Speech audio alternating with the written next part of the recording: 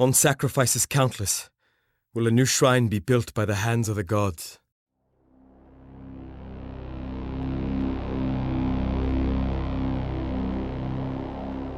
Long ago, a great beast came from the sea and brought with it a poisonous fog that spread across the earth.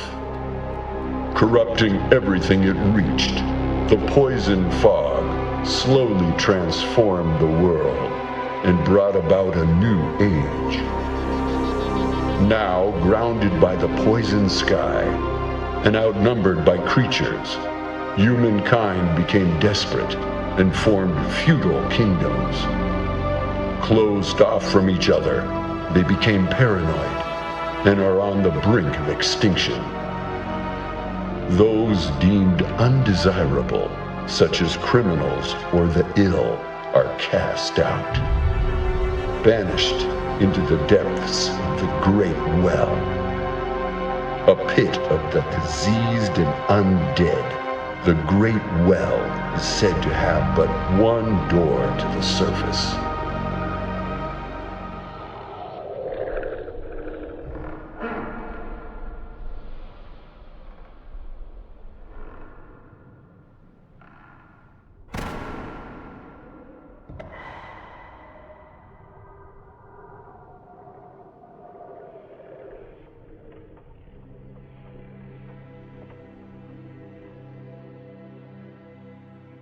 Lunacid is a game I've been searching for a long time.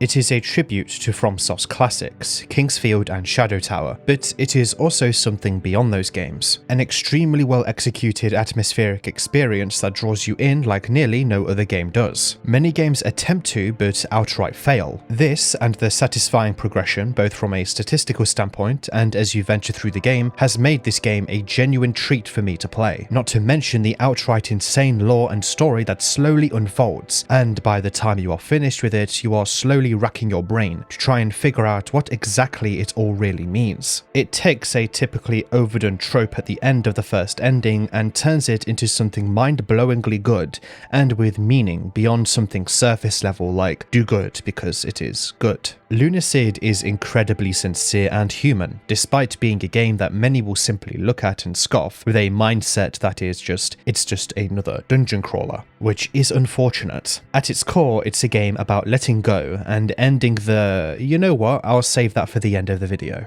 I played Lunacid for the first time in 2022 and, well, to be completely honest with you, I didn't get very far. I'm not sure why, but sometimes you need to be in a certain mindset or time of your life to fully appreciate and enjoy certain games, or anything else really. I believe I actually got lost in the game the first time I played it and didn't make much of an effort to get back on track. Lunacid isn't a very linear game. It proudly expresses that it's inspired by Kingsfield and Shadow Tower, the former of which is arguably the first Souls-like game, or at least the prototype version of that game genre. Those games may fall under the moniker of Kingsfield-likes. You might have heard of FromSoft's other works, such as the very unknown underground niche game Elden Ring. There are multiple ways to progress through their worlds, and the maps are fairly complex with many layers to them. There are multiple endings, there are different classes with vague lore for you to fill in by yourself, there are travelling vendors and a hub area. Well, you know, just a few connotations that proves just how much this game, Lunacid, fits into this genre, which is, again, Kingsfield-like. Many games say they are Kingsfield-likes or Souls-like, but simply aren't because they lack these connotations that make up the genre. And all genres are genres because of, well, connotations. Iconography too helps. A good example of such a game is Black Myth Wukong, which, despite people constantly insisting as a Souls-like, is more like a character action RPG. Steam tags also filter it as a Souls-like, but they are voted as such by players. The developers of the game also stated they don't wish for their game to be compared to the Souls-like genre.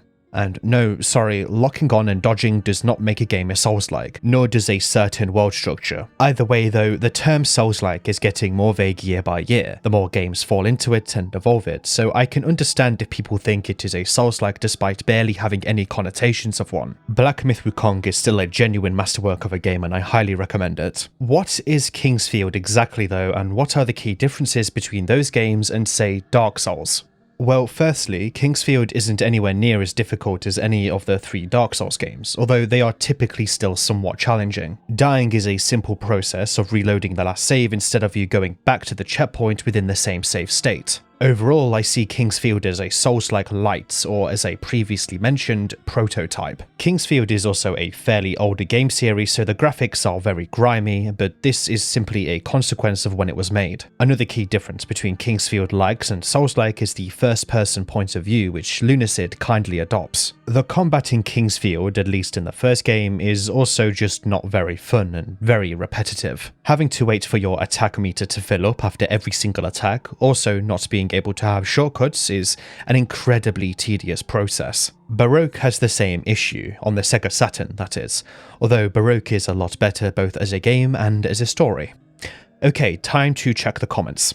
There are 4 mainline Kingsfield games in total, and it seems to be no longer in production at all since the original director, Natoshi Zin, left from Software. And they are at least decent to not force a game out that isn't needed without the original creator, something many other game studios could learn from.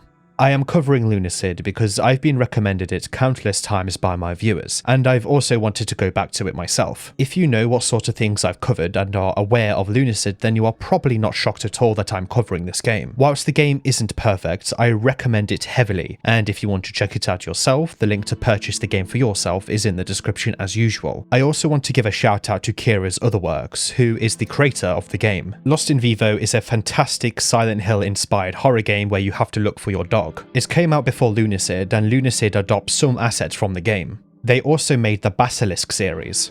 You can go to Kira's page on itch.io to play the Basilisk series, or if you don't have the time to play it or you are scared, you can watch Sagan Hawks' videos on the games instead.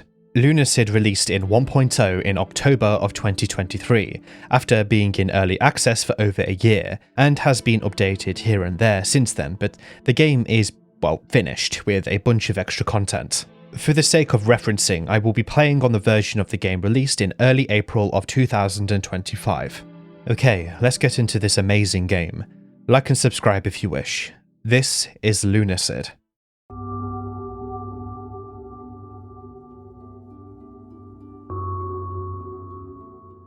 Character creation in Lunacid is very simple and almost identical to Dark Souls with how levels and stat distribution works. Most classes don't start at level 1 because they have stats already allocated to certain attributes from the beginning. The classes are essentially just templates. While some classes are higher level than others, this doesn't mean they will be stronger, since by the time you leave the second area of the game, you would have begun leveling into whatever you prefer anyway, and the classes start with enough stats across the board to make the first few areas relatively easy either way. Every single weapon, ring, and spell can be equipped by any class. The Forsaken class, however, is quite different. It starts at level 1 with a base health and mana of 20 and 10, with all 6 stats beginning at level 1. This class, much like the Deprived class in Dark Souls, is more so there as a blank slate or as a challenge. If you want to do a level 1 run, for example, go ahead. You can also use this class for ultimate customization, because in Lunacid, the more you level, the more XP you need. This is so you don't grind to a massive level early on. When you level, you get points you can allocate to skills, or stats. So if a class starts at, say, level 5,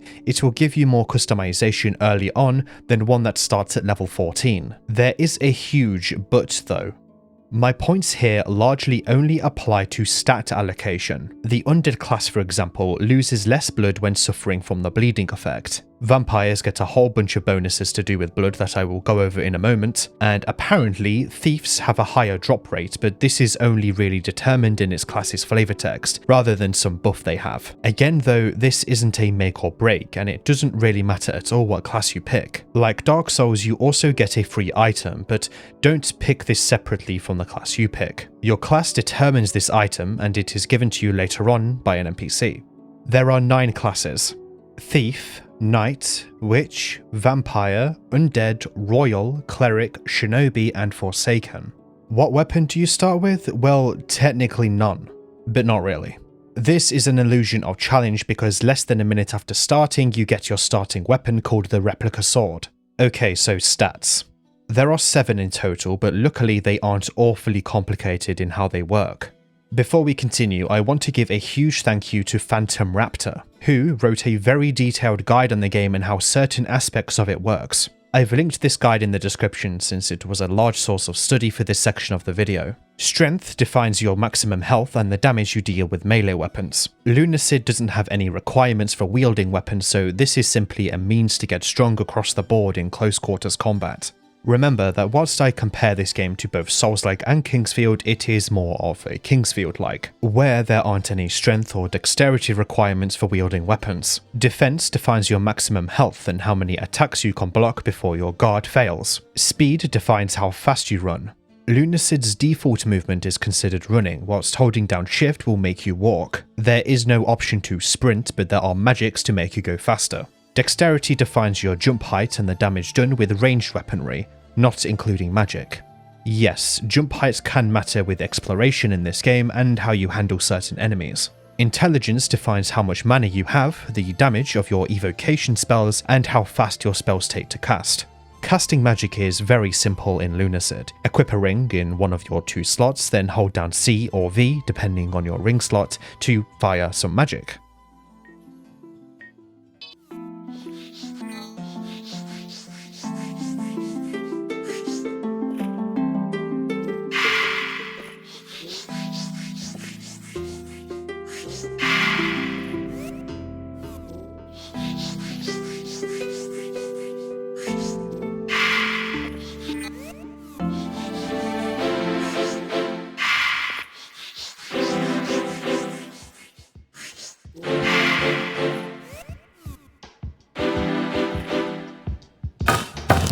When you hold down a button to cast a spell, in the top right of the screen you will see a ring go around one of the respective spell slots.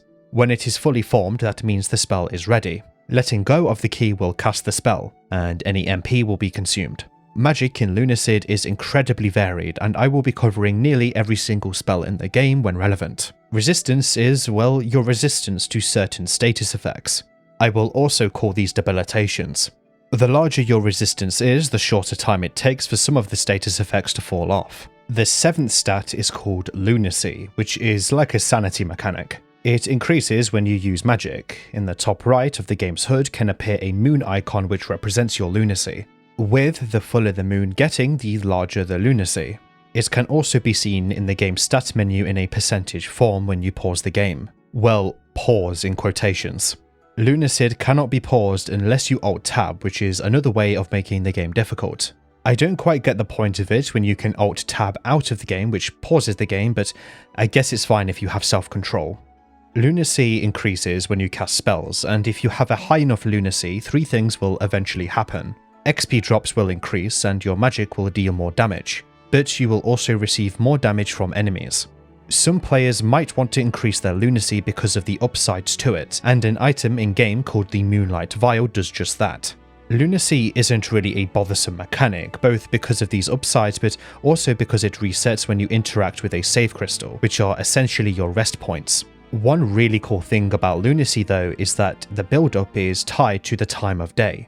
No, not the in-game time of day, since the game doesn't even have a day-night cycle, but rather the real-life moon cycle. I couldn't experiment with it too much myself, but multiple sources have said this exact thing. The more full the moon is in the sky, the more lunacy you will get. It is essentially a modifier on top of the normal lunacy gains. A full moon gives the most lunacy, whilst a new moon gives no bonus at all. Another thing to take into account in the game's stats is the existence of elemental weaknesses. Every class, just like stats, begins with certain affinities toward elemental attributes. There are 6 elements in Lunacid that are taken into account here. Normal, or physical, which is the name I prefer, fire, ice, poison, light, dark, and finally blood. Poison and fire are able to inflict the poison and burning debuffs which slowly drains your health, or the health of your enemies, of course. Elements aren't just relevant in combat though, as there are certain interactions in the world that involve them. For example, certain doors may only open when struck with a specific element. Blood is a little different because enemies don't have a set resistance to it and it's used to trigger special effects more so than the other elements. The vampire class especially plays into this. Enemies too have elemental affinities, and some enemies will take more damage from specific elements. There is a spell in-game called Light Reveal, which when cast on an enemy briefly gives you its resistances and vulnerabilities. This is useful if you're going up against certain enemies that only take a large amount of damage from specific elements. If you have a strong weapon and still deal a low amount of damage to an enemy, it is most likely because the enemy can only be damaged by a specific element. Some enemies will outright be immune to most elements, especially the physical normal element. In the menu, your current weapon's element will be represented with an icon, but a lot of the time it will be the simple silver icon that represents the physical element. Finally, you can set your own character icon. This has absolutely no weight on the game itself and is just a cosmetic choice. You can even set your own if you want by replacing some files in the game. The game even tells you how to do so, so it's intentional. Okay, before we dive into the game itself, I want to go over a few more things. Firstly, there are a few filters that you can apply to the game, which is a simple layer over the screen. For much of the game, I used a filter which is basically the clearest one possible. This is mostly for your sake, since I want to make the experience visually clear, but also because some of the filters make it quite hard to see. I would say though that the silent filter, inspired by Silent Hill 1 I believe, is overall my favourite. There is also a difficulty slider, but in my opinion I think it's best to keep this at the default. It seems to just amp up the damage you take from all sources, which is a way better way of doing difficulty than most games. If you want to know what I mean by that, see my rant about difficulty in the Near Replicant video I made. Either way though, I kept it at the default for the entire game. Lastly, whilst playing the game, you will see what music is currently playing. You will see this briefly flash up in the bottom left. You may see it in the footage I use in the video, but just know that it reflects the game and not the video. Although I might go out my way to play the same music or just use the in-game audio at times. I couldn't find a way to turn this setting off, so we're just gonna have to deal with it. Okay, with a character created, you can begin.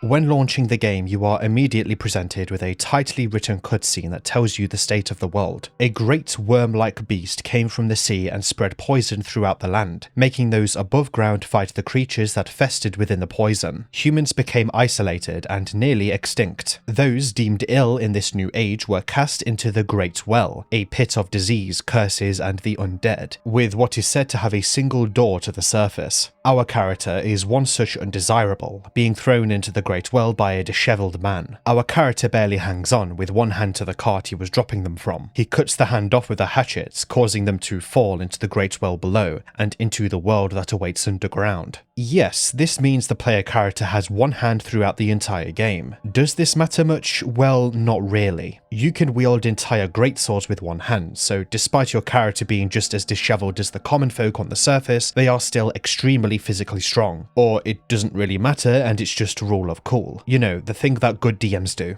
I think it's the latter because Lunacid's gameplay isn't focused too much on the combat but more so on exploration, just like Kingsfield. From this point onward, I will refer the player character as you. This is so you are more into their shoes and for consistency's sakes.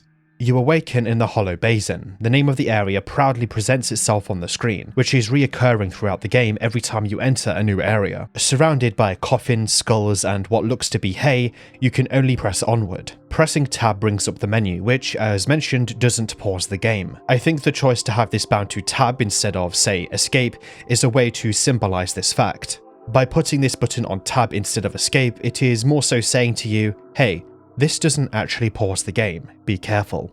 Here you can equip up to 2 weapons and rings, which give you magic, and you can bind up to 5 items, which you can scroll through and use. Oddly, you cannot use these consumables in the menu itself. You can also view the materials you've collected, because yes, there is a sort of crafting system in the game, but only an alchemical one, meaning that most of the crafting isn't with, say, metal, but rather mysterious items and herbs. Not everything you make though are potions. In the menu, there is also a really cool manual for the game, which is clearly inspired by the ones you would get on physical copies of games. Oh, how far we've fallen from such things. This manual does contain some exposition for the story, but I won't be reading it out since we already got everything we needed from the beginning narration. One of my favourite things about it is the following notice.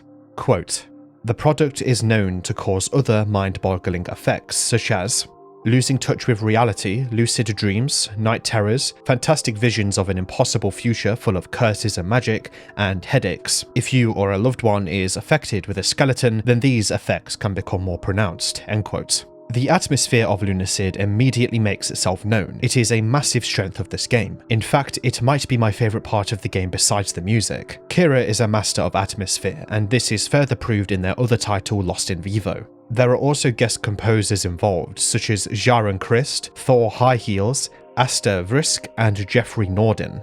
Sapro, an artist, also did the promotional art for the game, and they were kind enough to let me use their art in the thumbnails for this video. The link to their Twitter is down below. They are extremely talented, and I'm very thankful to them. Lunacid also has some very soft lighting, consistently using colours such as white, purple, orange, or red, but also green in one specific area. Walking onward, you will acquire the replica sword, as mentioned earlier. On the podium of the statue is a simple phrase: "Newest of the fallen, take up your sword and fight." This is obviously referring to those who have been dropped down the Great Well, or simply found themselves in such a place. The Hollow Basin is a moderately sized area, but it has its fair share of secrets. Oh yeah, prepare for me to return to a lot of these areas in the later parts of the video to get extra secrets and the requirements for other endings. Lunacid asks you a lot of questions, but in gameplay terms it asks you, are you sure you're done here yet? This is because the game clearly feeds you things visually that are out of reach sometimes, meaning that you need to find other ways to reach certain points of elevation. A platform out of your reach? You better find a spell that lets you reach it, or level up your jump. An enemy is clearly way out your league? You better gear up and level up and come back later to defeat it for the potential rewards. Lunacid isn't an open world game, but it is a straightforward path with many ways to progress down that track with a handful of endpoints. If anything, Lunacid is a Metroidvania in its structure, just like Dark Souls. This applies mostly to the level design. You can walk from one end of the game to the other without teleporting, and you should be just fine. In this smaller area is also a save crystal. These are found in many areas, but not all of them. Here you can, well, save, but also warp to other crystals you've discovered and level up. Leveling in Lunacid is quite simple. You get XP from killing monsters, and when your XP bar fills up in your current level, you advance to the next one. When you do, you can allocate a few points into skills of your choice instantly. Interacting with the crystal also restores your health and mana, but oddly, enemies will remain active unless you warp to another or the same crystal. At least that's how it was for me many times. Speaking of warping, one thing people may critique about this game is the way warps are presented on the warp list. You are told how many areas you are yet to visit on the warp list, which, whilst providing a clear sense of progression, may also spoil the player to how much they have left of the game. I don't entirely agree with this though, because not every level has a warp, and there are multiple endings of the game. Some aren't achieved by playing through the game from one end to the other. So whilst venturing through the damp caverns, you will come across pots. They are reoccurring throughout the game in various forms, but you can smash them as well as other containers, including coffins. This gives you a chance to receive a scarce amount of loot, including silver, which is the currency of Lunacid. So if you see me smashing a lot of these during my gameplay, that is why. It is also a very satisfying thing to do and rewards a small amount of weapon XP. Yes, weapon XP, more on that later. In these caves you will also come across the first enemy, a snail, well, a large snail. These hostile creatures are large snails that will simply move towards you to attack. They are very weak and don't deal much damage, if they even reach you, that is. You can actually jump and stand on their shell and hit them from there, or just decapitate them, which makes them unable to attack you. When dead, they will leave their shell behind, which you can knock around. They have a very small chance to drop the Summon Snail spell ring, which lets you summon a snail that attacks enemies in range. You can recruit multiple of them at once. Rare drops are consistent across the game, and typically enemies will drop rare items that are related to them. At the end of the cave, you will find the Milk Snail, which is just a boss version of the common snail enemy. It has a larger pool of health and can cast an ice spear, which deals a large amount of, well, ice damage. The Milk Snail also has a very small chance to drop the Ice Sickle, which is an ice melee weapon. Eventually you'll exit the cave into an area with shallow water. Here you will come across shulkers. They are incredibly passive unless attacked, and deal melee and ranged dark magic, but also a spell that curses. Cursed is a debilitation that simply prevents you from using items, attacking, or switching weapons for a while, symbolized by a chain across your weapon arm. They aren't really worth fighting unless you are looking for obsidian or onyx, which are both materials used in alchemy. Worry not, I'll get into alchemy once we reach the hub area. Continuing your venture, you will find a ring called Ghost Light. This is an incredibly useful spell which casts a light that follows you for around a minute, allowing you to use your weapon while seeing what is in front of you. You will acquire a torch later on, but it doesn't deal much damage and takes up an entire weapon slot. Still, the torch is very useful since it never runs out and you can ignite enemies with it. You mostly will use it for that reason than the damage itself, because many enemies are weak to fire. Eventually, you will circle back around to the area with the statue. Passing a chest with a fiery spear range spell ring inside, you will find a new character standing beside the statue where your sword once laid. This is Demi, a demon of sorts. She is the first friendly NPC you will meet in the game. She will explain your situation well. Lost. She explains too that the Hollow Basin is the highest area of the Great Well, and one of the safest areas of the Great Well, besides an area called Wing's Rest. She will immediately offer to warp you there. Wing's Rest is the hub area of the game and can be warped to from any save crystal, after letting Demi teleport you here from the basin, who describes it as an old temple made by a sect of holy monks who were banished into the Great Well during this world's crusades. Although the monks are now gone, their protective magic still linger here. Immediately you will find an item called a crystal shard, which when used will consume the item to teleport you back to Wing's Rest. This is very useful because remember, if you die, you will lose all progress since the last save. There are no autosaves in Lunacid either. Hell, on the Steam page for the game there is a reminder to save the game. This heavily contributes to the game's difficulty. So, Wing's Rest has a handful of NPCs including Demi. Firstly, there is Cheryl the Crow.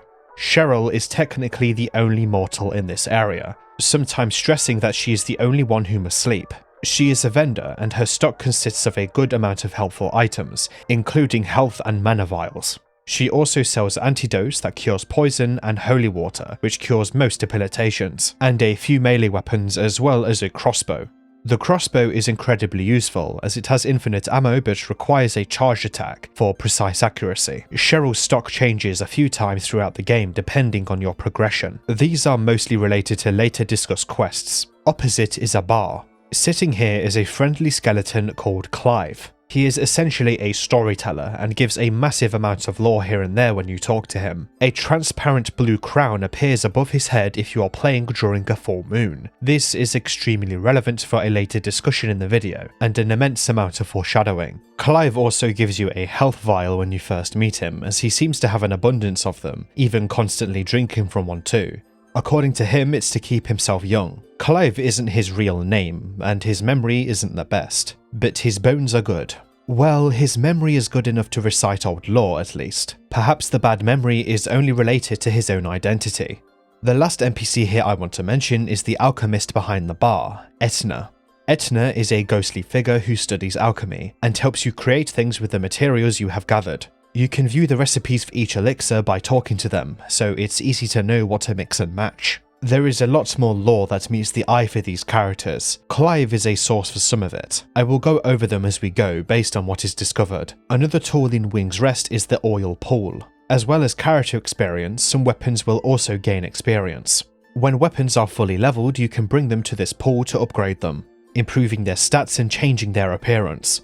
By this point, you might have enough experience in the starting weapon, the replica sword, to upgrade it into the heritage sword, which gives it a more chromatic appearance as well as the mentioned improved stats. Always come back here to upgrade, since it's free to do so once you have gained enough experience in the upgradable weapon. Finally, there is a strange moon-like apparatus in the middle. The podium below it states, quote, "The moon cried to us in our time of need," end quote. Before leaving Wing's Rest, it's a good idea to talk to Demi, who will give you an item depending on what class you picked at character creation. Forsaken get a dried rat, which when slotted to your quick items will cause rats to become neutral towards you. Witches get an ocean elixir, a consumable that permanently increases your mana by 40. You can find one of these in Wing's Rest, but you will need to be able to jump onto the platform it's on. It's possible to do this fairly early on if you upgrade your dexterity enough. They are found in hidden places throughout the game. Knights get an earth elixir, which increases health by 40. Undead get a skeleton egg, which is relevant to an area later on. Shinobi get a poison throwing knife, a rather helpful item at range that deals poison when used. They can be created through alchemy with Etna as well, since they are consumable items. Vampires get some blood wine, a consumable that restores a vampire's mana and health. This of course applies to yourself. Non-vampires will instead become poisoned. Clerics get some holy water, which I've mentioned already cures ailments. Thieves get a random item. I've tried to figure out if this is based on any sort of table, but it isn't quite clear. Finally, the royal class gets nothing. I'm not sure why this is the case, since Royal isn't particularly stronger than any of the other classes, except Forsaken, obviously. But yeah, Demi just gives you nothing. Oh, and before we move on, I know for a fact at least one psychopath is wondering what will happen if you attack an NPC. Well, nothing. They are all protected with a magical shield. Anyway, warping back to Hollow Basin, you will eventually come across a weird looking door with a key slot. I know for a fact at least one Lunacid player is now typing saying there is another area you can reach through the Hollow Basin, but you will need to keep in mind that I will get to it when needed. I will first be going through a very common route through the game before backtracking when needed. To get through this door, officially named a Living Gate, you will need an enchanted key that you can buy from Cheryl, who sells them for a simple silver coin. I have mixed opinions on this because they are basically free at that point, and there isn't much thinking to do to progress from this point onward. I think it would have been better to incorporate a puzzle of sorts to fill out these somewhat empty water areas. These keys are actually incredibly scarcely used, as there are only 2 of these gates in the entire game. You can also acquire a key from an NPC in another area, but we'll get there. Anyway, using the key on the Living Gate will cause it to open a dark path to you, with a stream running down it. Here you will acquire the trusty infinite torch that I already mentioned. Continuing down the path and past a decaying body, you will eventually reach a set of stairs that descend into the temple. There are plenty of pots and coffins here to smash, and it's at this point you learn that taking out your sword will, well, make your torch go away.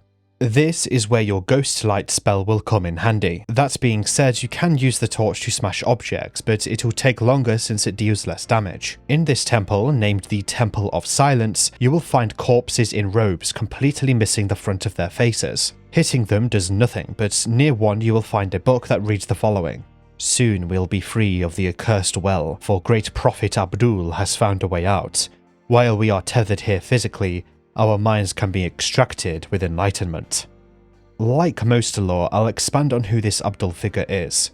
But for now, I will say he goes by Great Prophet Abdul, or the Mad Wizard Abdul. There is also another piece of lore deeper in the temple, suggesting that the wound on their face was inflicted from inside the skull. It seems the brain carved its way out. Atop a nearby podium is also a ritual dagger, a swift and poisonous weapon. This weapon is also quite effective to backstep with because of this, inflicting swift stabs before backing away. Oh yeah, there is a backstep mechanic, just like the lunge mechanic. The backstep mechanic is simply how far your character moves backwards when you block. It can be helpful if your speed isn't very high. I actually didn't realize it existed for the longest time in the game, despite it being listed on all of the weapons. The higher the backstep number, the more you step back. Eventually you will come across a large hole with a fossil in the back. Well, it's actually a shell. If you cast blood magic on it, it will break and you will get 10 items called strange coins. These are needed to access a later area, and are needed for the second ending of the game, more on that when needed. Next to it is a text etched in stone. To hunger is to live, to consume is to die. Nearby is also a chest with the lithomancy ring, granting you a spell that allows you to make objects become living and bleed. Kira created this ring based off a random Discord user's idea. It has no use except to increase your lunacy. Nearby it is a switch which will open up another path. However, this causes the faceless figures, hereby referenced to as mummies, to awaken. There are 3 variants: normal, knights, and crawlers. They can all be decapitated to deal massive damage and stop them from using an AoE poison attack. The knights deal a sword and deal much more melee damage, and the crawler are fast moving and harder to hit. They have a lunge attack too and deal the same melee damage as normal mummies. Eventually you'll come across a dried out sewer system at the bottom of the temple. Next to the door you'll come out of is a simple sign pointing the way to the nearby area, the Fetid Mire. Finding a stone club, a slow but somewhat powerful weapon, you will eventually come across a door that leads to the Fetid Mire itself. This large and boggy area is quite straightforward. It only leads to one other area, not including the hollow basin we just came from. Whilst the Temple of Silence we just came from is a very different area, it lacks a save crystal and doesn't have a load screen between itself and the basin, so it is technically a part of the hollow basin area. Stopping by a rest area before progressing, you'll come across slime. These are your bog standard fantasy slimes but have a weak point atop their mass that, when hit with a charged attack, stuns them for a brief moment. Slimes simply deal damage upon touching you, dealing poison damage as they do. They are incredibly weak to ice too, so the ice weapon that may drop from the milk snail back in the hollow basin, or alternatively, a spell known as Ice Spear behind a hidden door in this area, will help. Oh yeah, I should mention the existence of hidden doors. Very simple. Some walls can be interacted with to open up shortcuts or to entirely new areas. They often look a little different from the surrounding area but not by much, so be sure to keep a lookout. Or alternatively, run along a wall while smashing the interact key. A question mark will appear in the bottom left of the screen when you are facing one. They are worth looking out for. Eventually, you'll reach a more elevated position in the mire, looking down on more slimy beasts you're yet to encounter. But more importantly, be sure to look out for a quite formidable foe known as slime skeletons. These skeletons' lower bodies are possessed by slimes and they carry spears, giving them a long range with a chance to poison. Since they lack any ranged attacks, it's best to use ranged weaponry. They have no formidable drops at all, so if you can, it's best to avoid them altogether. Atop this elevated section, you may find a chest down an optional path with the spell Barrier. The Barrier spell simply places a temporary wall in front of you, which can be useful in tight corridors to get away from enemies, or gain a brief respite. This sounds niche, but it is incredibly useful in certain areas, such as corridors, etc. Within the fetid mire is also a sewer area. Whilst optional, it is an area that contains a mirage, a sort of secret wall marked by a huge eye. Hitting the eye reveals a massive shortcut all the way back to the save crystal at the start of the fetid mire. When I realised this, I got a similar feeling to the huge shortcut back in Dark Souls 1's Filing Shrine. If you know what I'm talking about, you know what I'm talking about. The sewers themselves contain two new enemies, the Rat King and the Rat Queen. Rat Kings are a group of rats connected together via what looks to be their tails. Despite being multiple rats, they act as one, sharing a health bar. They can deal bleeding if they hit you, but overall aren't too deadly. However, the Rat Queen is much stronger. These large rats with other rats festering inside of them are very fast. They also deal high damage with a chance to poison you. Luckily, these sewers have streams running through them, so you can easily jump between the paths that line these streams and hit the Rat Queen with ranged weapons until they die.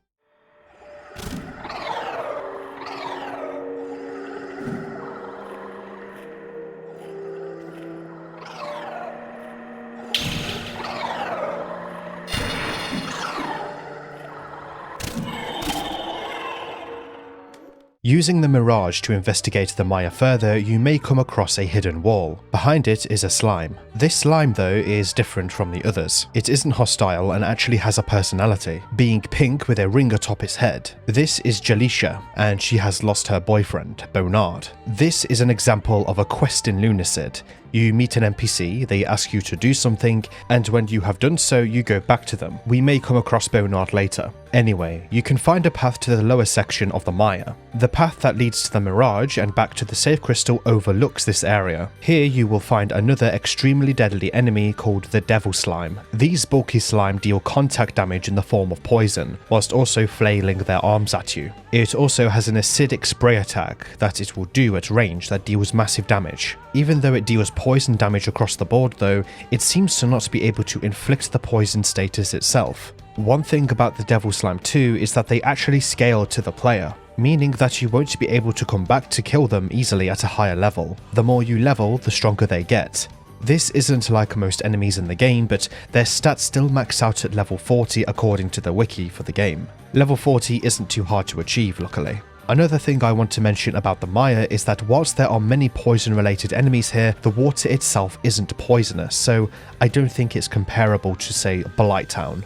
Running by or simply fighting through the Devil Slime, you will find a descending stairwell, but before it is an alternate path to a battle axe. I highly recommend picking this weapon up since it deals pretty good damage, and there is no risk picking it up at all. Anyway, progressing through the door at the bottom of the fetid mire, you will enter one of the most visually striking areas in the entire game, the Sanguine Sea.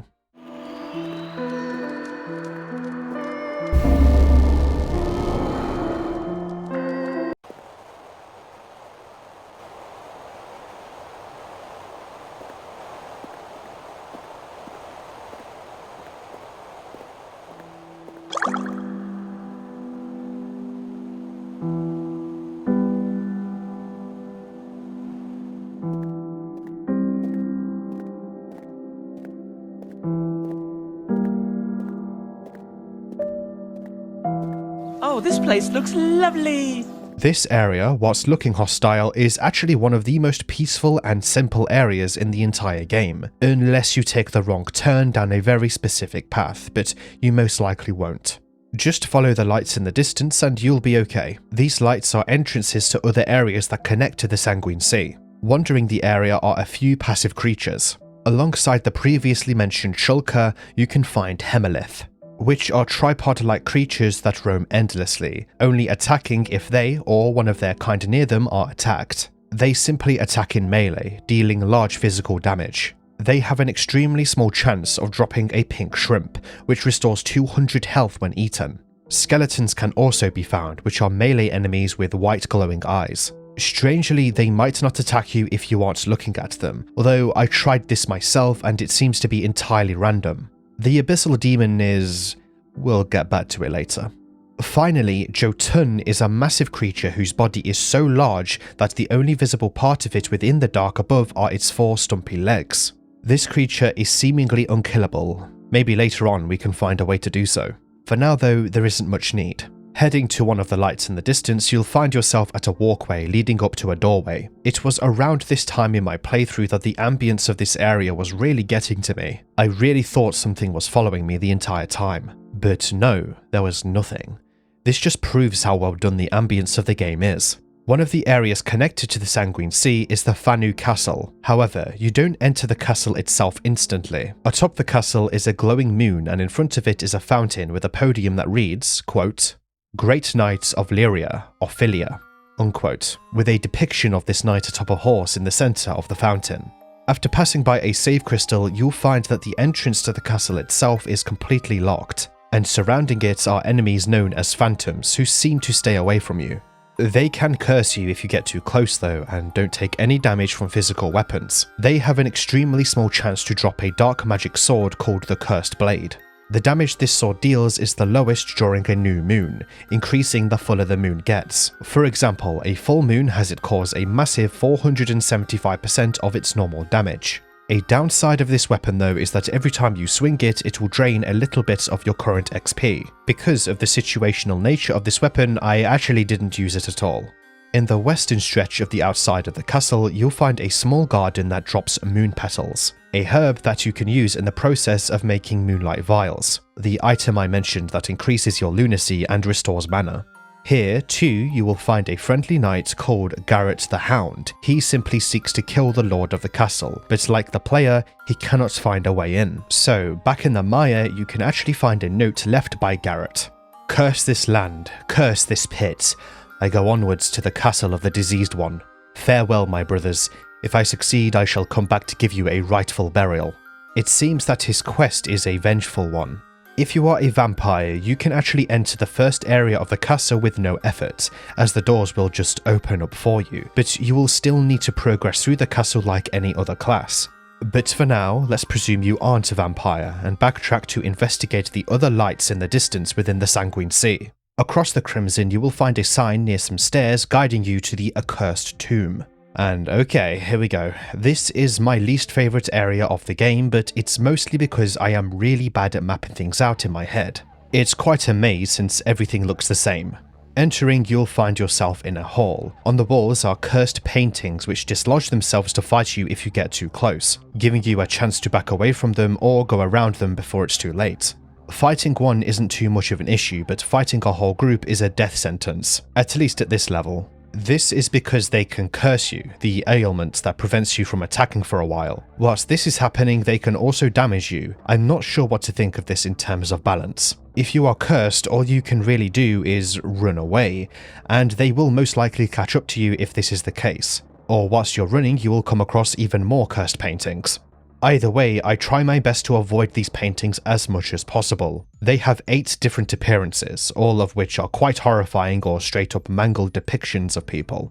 Luckily, there is a save crystal near the entrance of the accursed tomb, and near it is another door that leads to a device with a switch next to it. Using this switch will cause the device to glow warmly. Next to it is a sign pointing to the lower section of this tomb, the catacombs.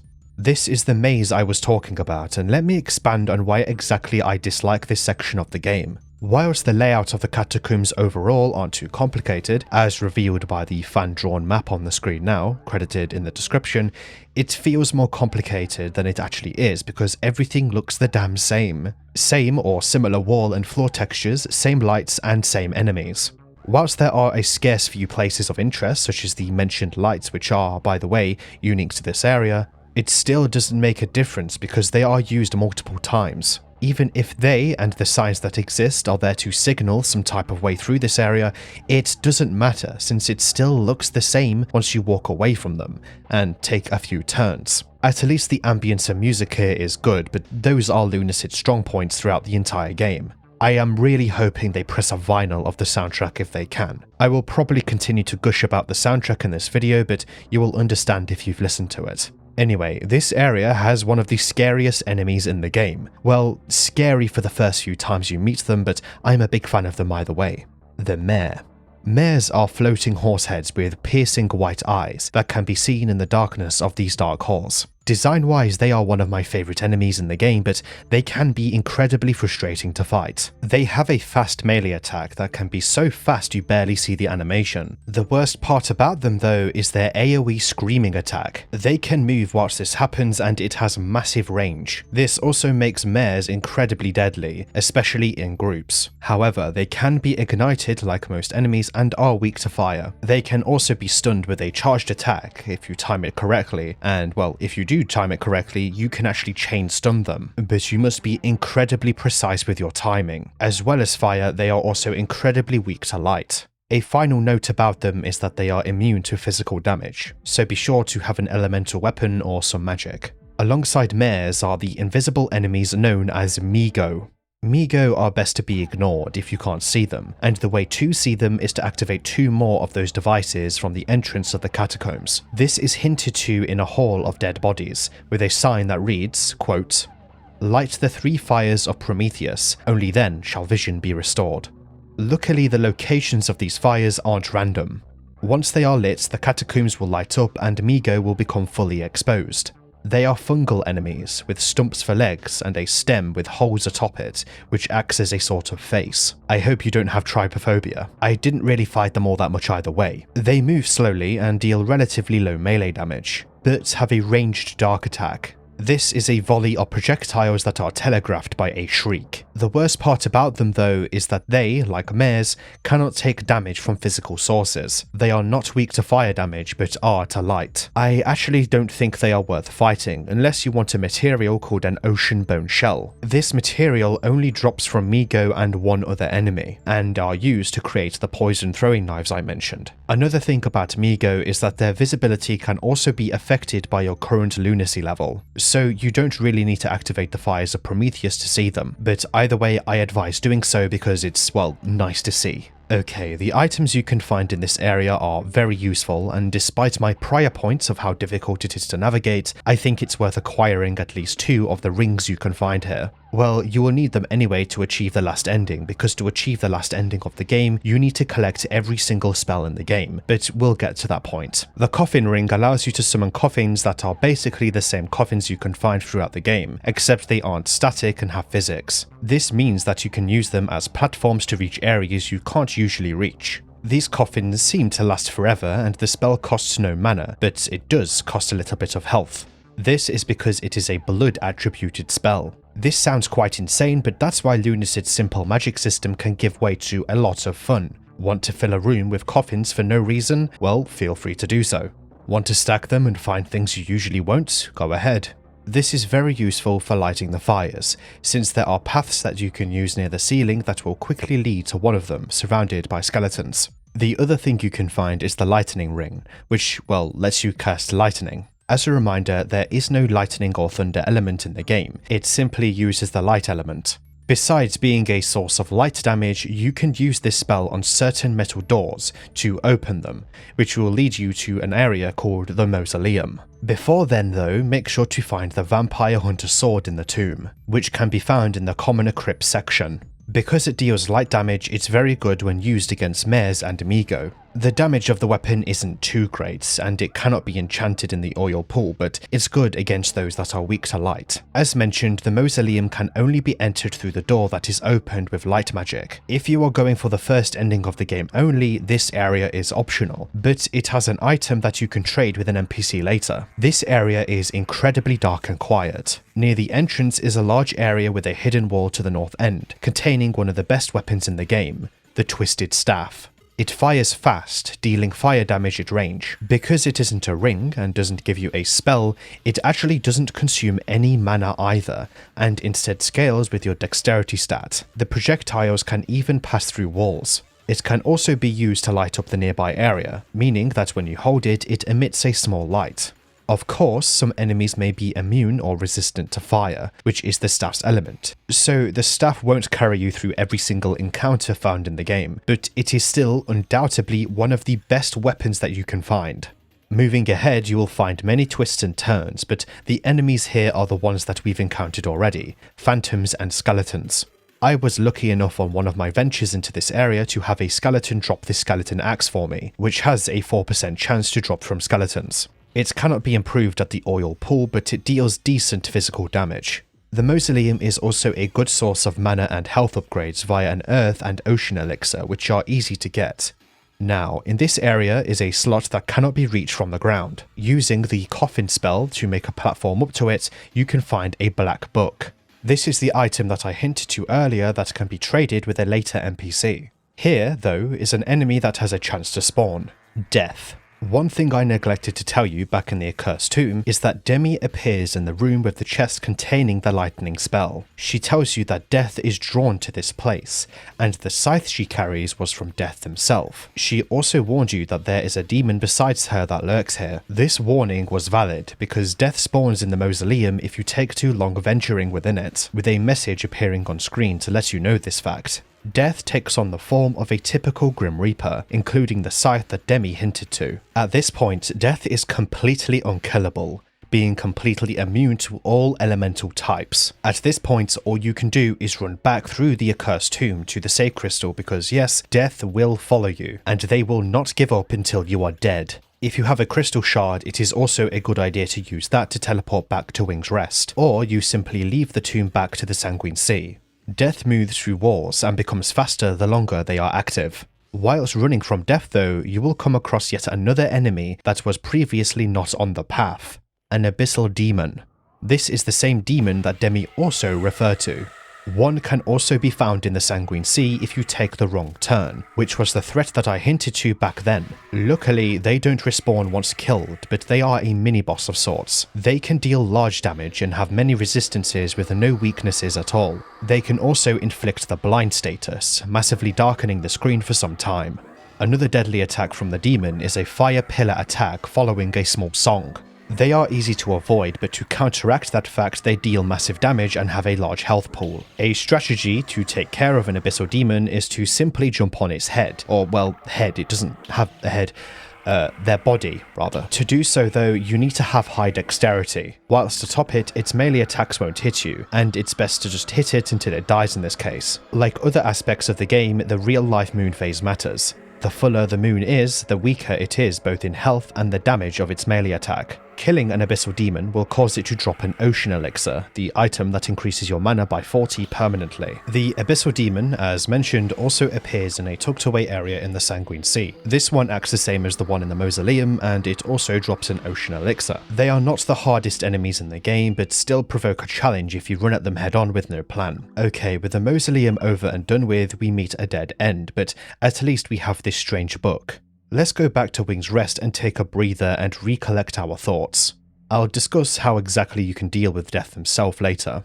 Luckily, Death only spawns in the mausoleum, so this isn't a Crowmauler situation, where he will just appear randomly in certain areas. Okay, let's have a think.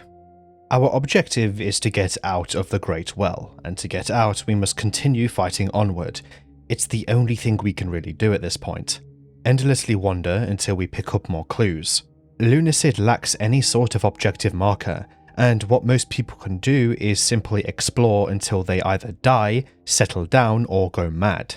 I think it is realistic to simply accept that all one can do down here is to wander until they have an answer and get out. Or better yet, find the creature that caused the poisoning of the overworld so the world may be cured without any risk of further debilitation. In terms of lore, we know that the Great Well is the place of the defiled, the decrepit, and the unwanted. Clive is the best source of lore in the entire game. Despite some of his stories being simple word of mouth, he is still a good and dependable source of story and lore within this somewhat profound setting. For example, at this point in the game he may have told you about a story regarding a witch. Did I ever tell you about the great witch who escaped the Great Well? The story goes that there was a child thrown into the well. Orphanages would do this practice regularly to keep them from being overwhelmed, but this child was special, for they were quite adept at magic and alchemy. And while still in their childhood, they accomplished what many could not. They escaped the Great Well by astral projection. They projected further than any had before and made it to the outworld, but they found no solace in the world above, and eventually they returned. As they came back down, they found that their mortal body had perished. They had freedom, but were as a ghost, and the tales speak that they are still down here, helping others and still practicing alchemy. This is indeed about Etna, the NPC behind the bar. This is how the lore of Lunacid is given to you. It is told in a quite ambiguous way, but the backstory of the characters do exist within the game. Clive isn't the only source of lore though. We have the various texts found in the game, and there are a bunch of lore books in a later area. You know what? Let's get to it now. Going back to the Hollow Basin, the first area of the game, you will see a broken path that you can jump across if you have a high enough jump stat or use Wind Dash, which is a spell that propels you forward rapidly. Pairing this with Jump, you're sure to reach the higher level of the Hollow Basin, and immediately to a door leading to an area known as the Grand Library, also known as the Forbidden Archives. This area is quite large and has 3 floors, but with the Twisted Staff it shouldn't be too much of an issue. But remember, some enemies are immune to the fire damage it deals. The library is a large source of lore in the game, as mentioned. Within it are books that can give history of this world, as well as some notable figures and factions within it. I will go over these books you can find here now, putting them in order as we go. You can find these books in various locations throughout, and luckily they cannot be destroyed. Okay, reading time. I will go over the area itself after, since this area is useful for accessing the castle accessible from the Sanguine Sea. History of the Ages, Volume 17, Excerpt 5. A breaking point in the Dark War. King Griffith became the first human to acquire magic by drinking the cranial fluid of a felled Jotun. This knowledge soon became common, and many created entire armies of spell swords. The creatures are driven back, and this begins the first age of magic. Volume 17, Excerpt 6. Of all the kingdoms, Lyria embraced magic the most. If the tales can be trusted, Lyrian caused the crying moon. Whether on purpose or not is unknown, but the flowing moonlight cascaded directly on Lyria, enveloping it in a silver liquid, drowning it down into the earth. Volume 17, Excerpt 7. The first age of magic ended when the moonlight continued to fall, carving its way into the earth, and after a series of corrupt rulers and mages, mankind grew to distrust magic. They began sending them back to Lyria by throwing them into the cascading silver liquid. Volume 17, Excerpt 8.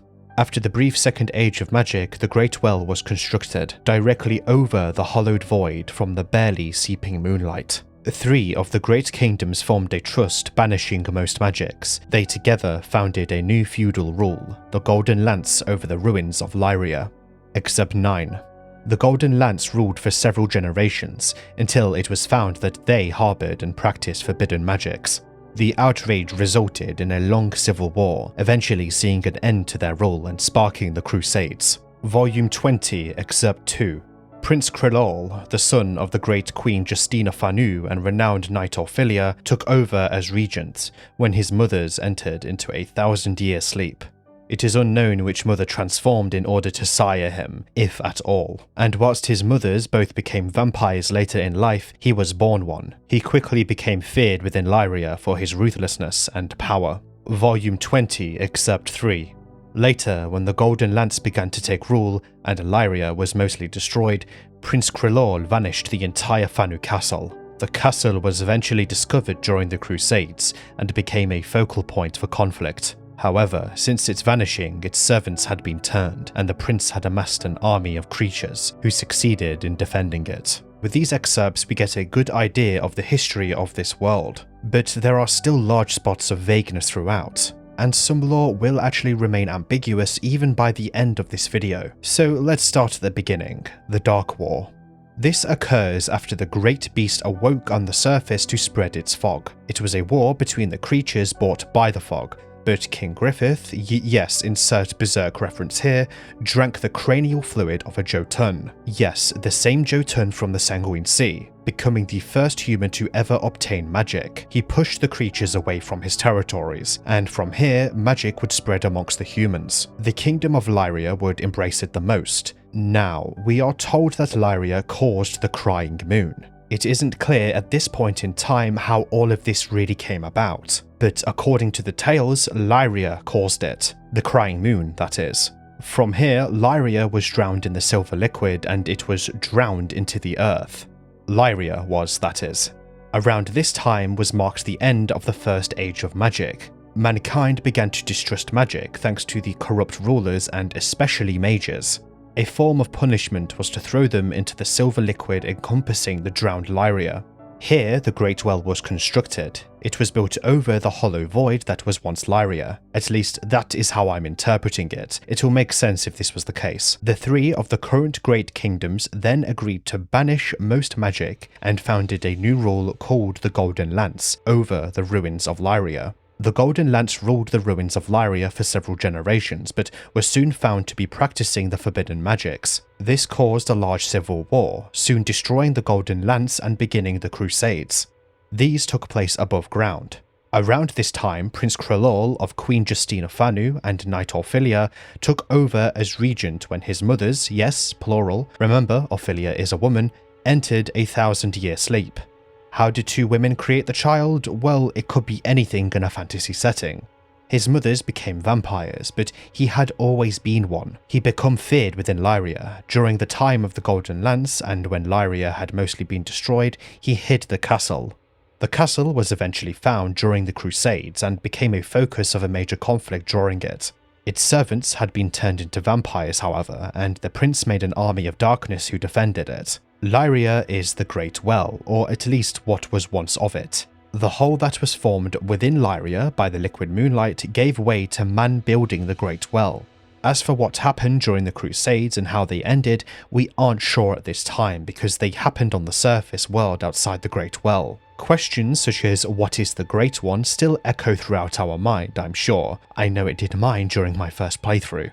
Things like, how did the liquid moonlight affect the poison brought on by the Great One? For example, these are the sort of questions that we aren't going to get the answer for until near the end of the game.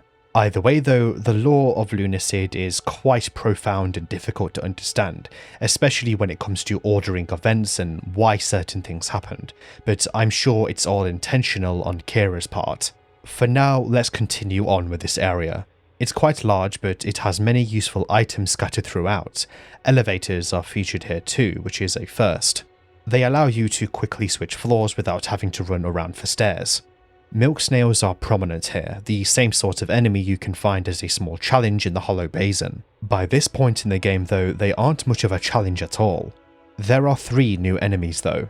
Enlightened ones are floating nervous systems, including a brain and eyes. As their name suggests, they have become enlightened, and yes, you are correct if you think that these are the same nervous systems as the mummies way back in the Temple of Silence. Their enlightenment has reached as far as the library, perhaps in pursuit of even more knowledge. They can fire a beam of light that deals moderate damage but can also travel through walls. They can also summon an aura around them that deals heavy light damage if you get too close, as well as curse you. Luckily, this can be cancelled if you stagger them by hitting them in their head. Their eyes can be destroyed by doing this. Chimera is another enemy you can fight here. I've played Dragon's Dogma, so I didn't have much issue with them, but they can be quite a challenge because every single body part, being the lion, goat and snake, have different elemental attributes. The snake deals poison damage and is immune to poison. The goat casts dark projectiles and an aura, and is also immune to dark. The lion deals a simple physical bite attack and is immune to fire. The body itself also has a lunge attack and doesn't have any immunities. If you are using the twisted staff like me, your best bet is to just target the snake or goat until they die, because yes, they can individually die, which prevents them from using their attacks. Chimera, like most enemies, can be ran from, but the tight corridors of the archives can prove difficult to navigate, and you might just end up running into more enemies. It has a chance to drop Quick Stride, a spell ring that increases your speed for some time.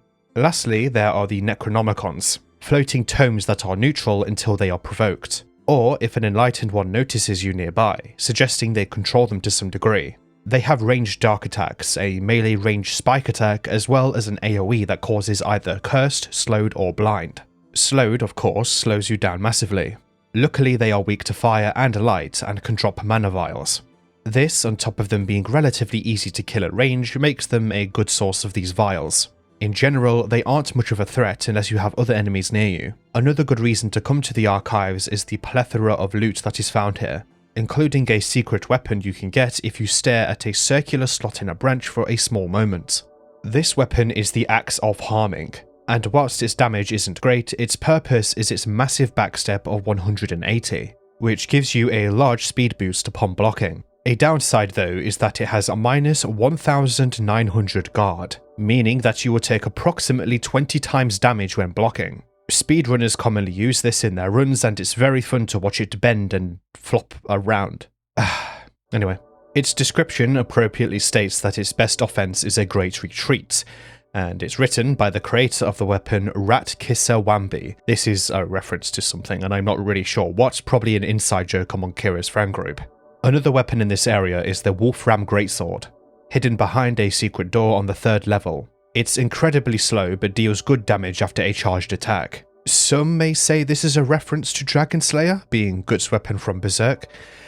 Maybe, I can kind of see it. It isn't big enough for that in my eyes, but the description describes it as blunt, but the sheer weight of it is enough to kill most foes. Which does sound like Dragon Slayer. On the bottom floor is a friendly NPC called Daedalus.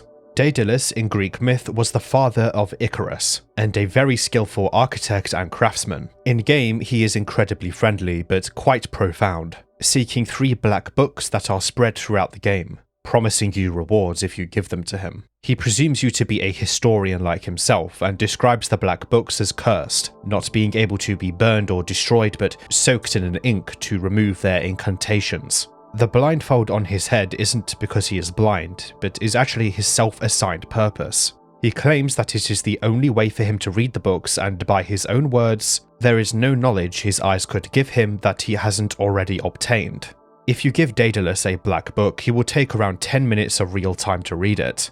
Once finished, he will give you a short synopsis of the book before giving you a piece of the spell he learned from the book. No book is assigned a set spell, only the amount of books that you have given him. I'm not the biggest fan of this because if you want a specific spell for a build of some sort, then it would be nice to actually be able to go and get the book that represents the spell. Instead, if you want a certain spell that is past the first book, then, well, you better get collecting. Luckily, there are only 3 books though. I'll go into the specifics of each book as we go, but for now, let's give him the first book acquired from the mausoleum. It spoke of fire and rage, of a kingdom smothered in flame. A young witch stood in the middle of an inferno, small embers flickering in her eyes, and this spell was inscribed within it. Here, take this ring. It is inscribed with the magic of this book. From here you will get the Fire Worm spell, which is a ranged spell that can move through walls and enemies. It deals low damage and takes a while to charge. The description of the spell suggests it is more of a repellent spell than a strict incantation of destruction. Okay, back to the library itself. On the 3rd floor are 2 rings on tables behind a bunch of milk snails, Light Reveal and Blood Drain. Casting Light Reveal on an enemy will reveal their current health and elemental attributes. It's quite useful if you aren't sure how to handle an enemy. Blood Drain on the other hand will spray blood and heal vampiric enemies. Speaking of vampires, it has a very specific purpose in some locations throughout the game, including the Fanu Castle. Let's warp back there for now. With the Twisted Staff, the Phantoms here are a good source of XP, if you have the Twisted Staff, of course, since the Phantoms have no ranged attack and the Twisted Staff can be used infinitely. Besides silver, Phantoms also drop Holy Water, being the item that cures ailments, and Moonlight Vials, the item that increases your lunacy and restores mana. Going to the locked door near Garrett the Hound, the knight you would have met who wishes to kill the Lord of the Castle, you can use Blood Drain on the podium to open the door. This leads to an area within the castle called the Castle Cells, otherwise known as the castle's underground. As the former name implies, this is a prison of sorts. It is filled with spikes, cells, and remains. It has some useful items too, including a spectral candle, which is a consumable that keeps certain enemies from it. It's particularly useful for tight corridors. You can also find a very useful spell ring that I used for a lot of my playthrough, the Ice Sword. This spell is found behind a wall that must be melted with fire damage. The spell simply summons a floating sword until your mana runs out, approaching nearby enemies and swinging at them. If you have mana vials, the sword will stay around for a long time. Sadly, the sword can take quite a while to swing, meaning it'll miss swift enemies a lot of the time. The enemies here are vampiric in nature, but within the castle itself are a larger variety. In the underground are starved vampire thralls and vampire pages. Thralls are prisoners and have shackles around their legs. They may have been used as slaves, hence their name, or were simple prisoners who turned. Thralls are slow and weak, dealing dark damage at melee and a lunge attack. Blood spells, like on all vampiric enemies, will instead heal them. The undead class though is exempt from this. If an undead casts blood magic on a vampire, it will deal damage. When they die, they will turn into a skeleton, and if you cast a blood spell on said skeleton, they will turn into a small enemy known as the Malformed. These pulsating masses of flesh are melee-focused enemies that are weak to fire. They can also inflict bleeding and are considered vampiric enemies. Another vampire here is the Page, a white-eyed sword-wielding variant. They deal damage with their blade and can block damage as well, counter-attacking if they are hit. They can also lunge. Like other vampires, they are weak to fire and light. They can drop their sword too, called the Lyrian Longsword, implying that they may have once been a Lyrian soldier. It's a decent weapon and can be upgraded in the oil pool in Wing's Rest, turning it into the Lyrian Greatsword, which, like the Wolfram Greatsword, is slow but deals high damage.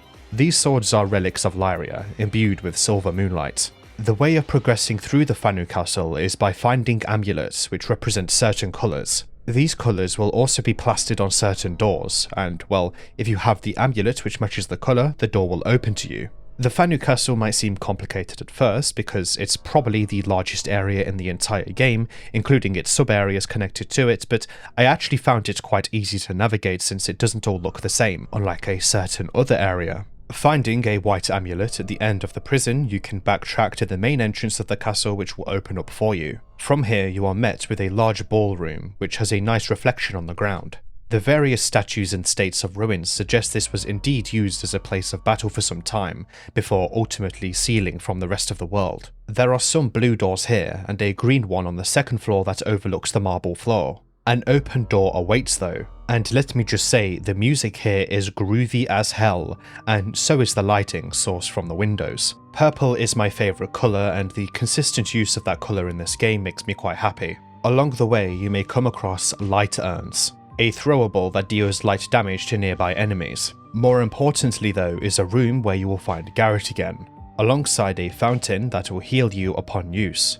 He tells you to be wary of a good fight ahead, especially since the master here will be stronger than the various monsters found around. Despite the danger though, Garrett is thrilled for a fight. He reminds me of Siegmeyer from Dark Souls, especially in terms of personality. His Dark Souls 3 counterpart, Siegward, is also on a quest to kill a formidable foe.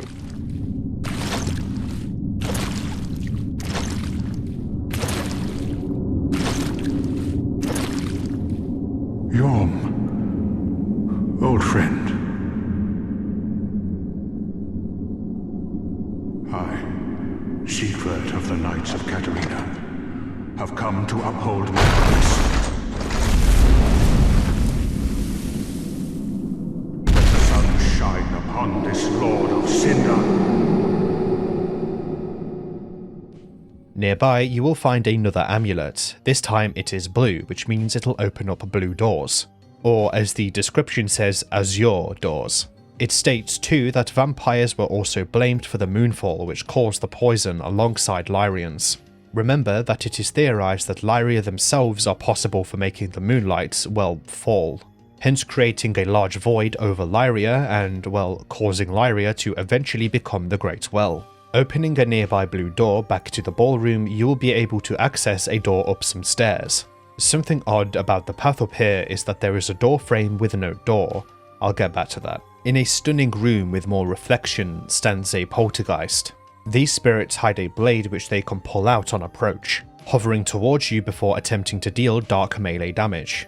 They can also drain your mana upon doing so. They are immune to physical attacks and are resistant to other elements besides light and dark. They also have the ability to turn invisible, and they can also gain a burst of speed. They aren't terribly difficult to handle as long as you have ranged weaponry that deals elemental damage. Now is a good time to talk about the diary notes that you can find within the castle. There are 5 of them in total, left by Justina and Ophelia. I will read them out now in date order. I write this letter fervently, my sweet Ophelia, for it presents itself that I, the last living of the Fanu line, might have finally solved my family curse. As you know, our castle has always unnaturally attracted the great fog beasts, and of which your annihilation I have been much affectionate. But today I have found the cause.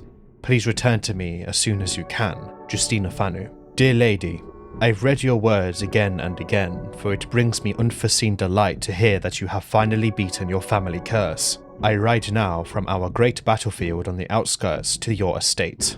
I will have this steed fly like it never has before, but I presume the raven which brings this letter might arrive sooner. Ophelia of Lyria. Dear diary, oh how sweet and joyous it is, but still, difficulty, division and melancholy fills my still heart.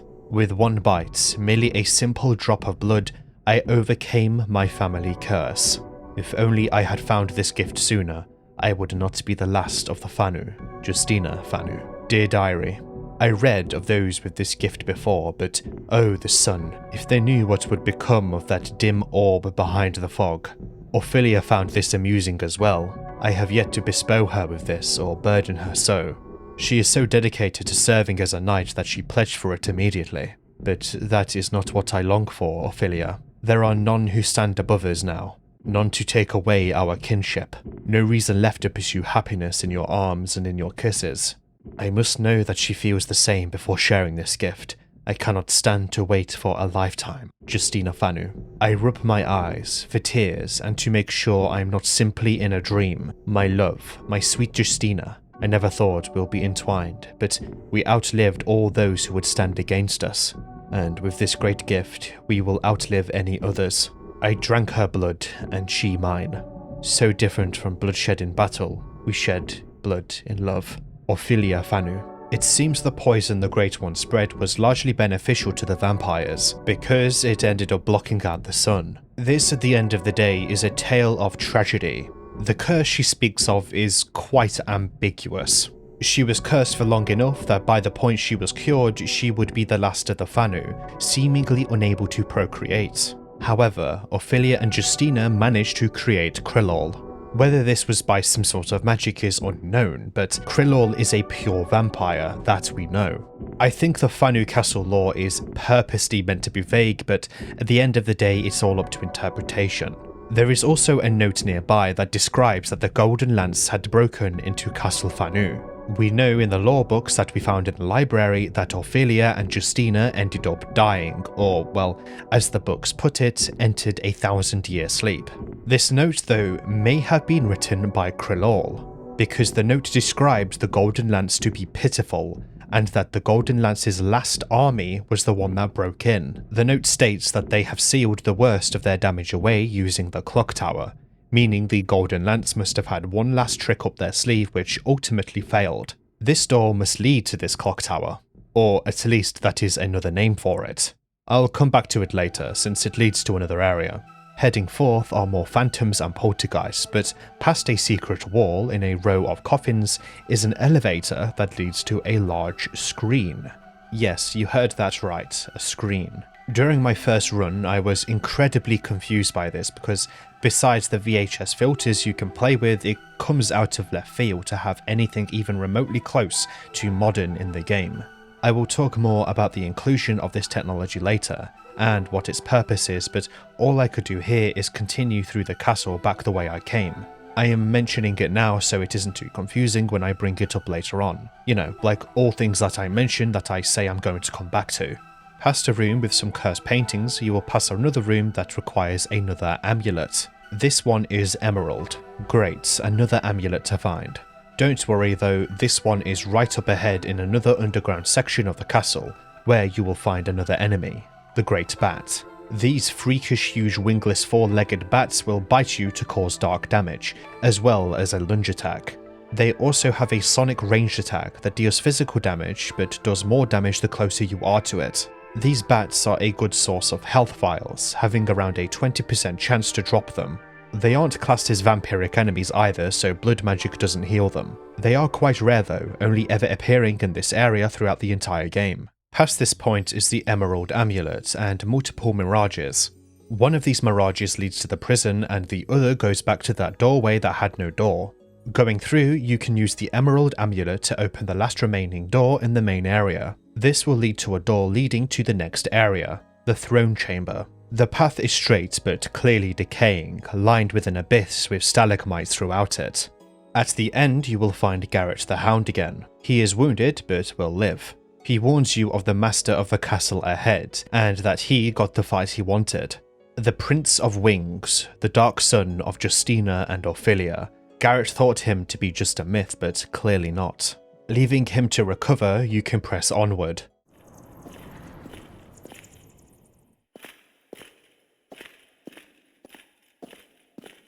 Why do you disturb me? Must I suffer more fools?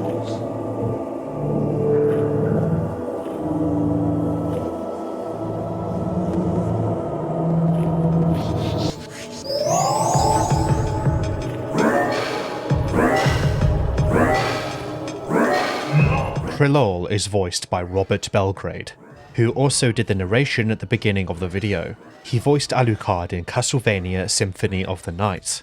Death in the dream world will set your soul wandering for eternity, demon. He is the first boss of the game and can be quite a challenge at melee with his sword, the Dark Rapier, as well as some dark magics. He can summon 3 blades too, which hover in the air for some time before rapidly firing at you. Luckily you can dodge them by moving to the side, or you can use the pillars in the area to block them. Another deadly ranged attack is a poisonous blood attack which causes bleeding. Luckily you can cut off his left arm to stop him from using the spells. Krillol also has access to a few transformations. Bats which allow him to teleport, poisonous gas which applies poison if you touch it alongside poison damage, rats which will chase you and deal physical damage and bleeding, and lastly a wolf with 4 eyes which will lunge at you and deal massive darkness damage. I was lucky enough to not face this last form on my initial run for this video. Krillol is the same figure mentioned in the lore books we read in the archives, being the son of Queen Justina and her wife Knight Ophelia. If you fight him when the moon is full, he will be massively buffed. His health will be 9,000 instead of 6,000, and his mask will cover most of his face. During a full moon, Garrett will also state that he couldn't scratch him, and that Krillol's curse denies him death. Defeating him, Krillol considers you worthy and flees, opening up 2 doors within the area. He also warns you of the depths below, kind of him. I don't really think Krillol is all that evil considering his lore. He is simply defending his home here. A fun fact about his sword, the Dark Rapier, is that you can actually find it under the bridge leading to Castle Fanu in the Sanguine Sea. It's a swift weapon with decent range, but its damage isn't the greatest. It does deal dark damage though, so it's useful against certain foes in that aspect at least. One of the 2 doors here reveals a chest that has a black book inside. Giving this one to Daedalus in the library will have him read the following. It was most curious. It told the tale of an ancient king and a bestial curse involving blood. I'm not quite sure what this is referring to, but maybe it refers to someone from the ancient Fanu bloodline. Still, there is absolutely no mention of a king with a bestial curse involving blood. You'll then be granted Bestial Communion, a very unique spell that reveals the inner thoughts of certain enemies. The language that makes up the thoughts isn't in any form from our world, but can be translated with a stone known as the Bestial Stone in an area yet to be discussed, known as the Latest Chasm. Luckily there are resources online to help with translation, but I actually want to leave the thoughts out of the video to give people an incentive to either play the game, or at least look into it by themselves further. That, and it'll just take up a lot of the runtime for thoughts that, whilst fun, can be a jumbled and generic mess at times. Moving to the other door, you'll soon enter the Terminus prison. Terminus is another word for end, hinting that this area is in the latter part of the game, which is true, but only if you're trying to get the first ending. Remember, there are multiple endings to this game and many secrets yet to be uncovered. The Terminus prison's upper levels are very small and simple, and there are many cells you can open once you get the key to do so. Overall though, there are many, and I mean many items in the Terminus prison, so it'll take me a while to get through compared to previous areas. The objective here is to get through a large locked door found in the prison's lower area. Don't worry about Garrett, he didn't die off screen or anything. The lower level of the prison contains areas known as the Green Asylum, and the Underground as well as the Arena, although these areas seem to interlace into one another. Within the Green Asylum you can use one of the starting items, the Skeleton Egg. As a reminder, this is given to the Undead and Thief classes by Demi at the start of the game. Well, it's possible the Thief will get it. If you plant it in a specific nest-like area and wait for the skeleton egg to grow for a month, it will turn into a skeletal rattle, which is an item that summons an NPC small skeleton that follows you around. It also attacks enemies. And yes, a month, you heard that correctly. You can turn the time forward on your PC or actually wait an entire month, which is a choice.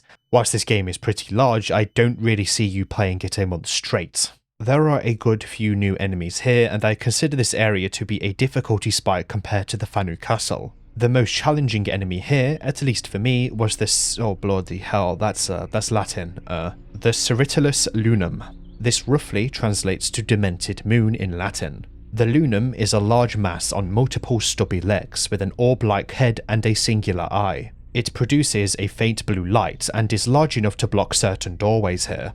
Alongside an aura around it that drains mana and its massive health pool, it also has several long-range attacks. A unique thing about them though is that they can raise infested corpses, which are weak, unmoving enemies. They appear from coffins, and the Lunum can also summon these coffins. With the Twisted Staff and Ice Sword, they aren't too much of a challenge.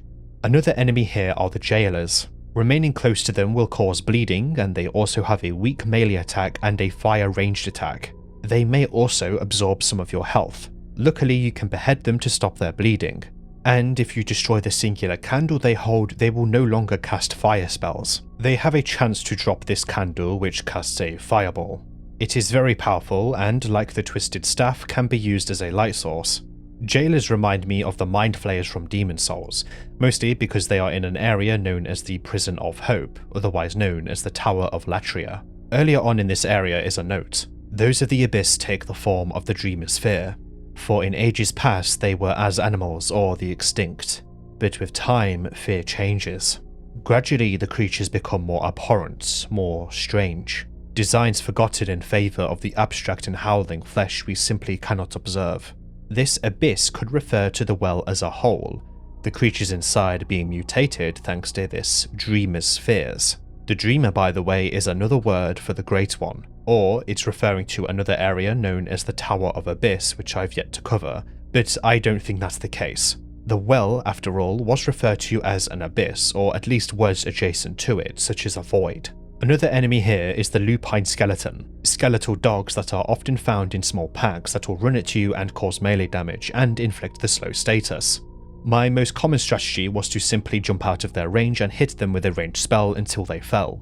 Lupine skeletons and normal skeletons can drop the Dark Skull spell ring, which will fire a Dark Skull spell that deals pretty decent damage. Dark spells are quite rare in Lunacid, and the description of the spell explains why. It was outlawed by the Church. It is abundant but not well documented, meaning that many creatures use it but the exact means to do so aren't well recorded. In the lower depths of the prison is another type of skeleton, the obsidian skeleton.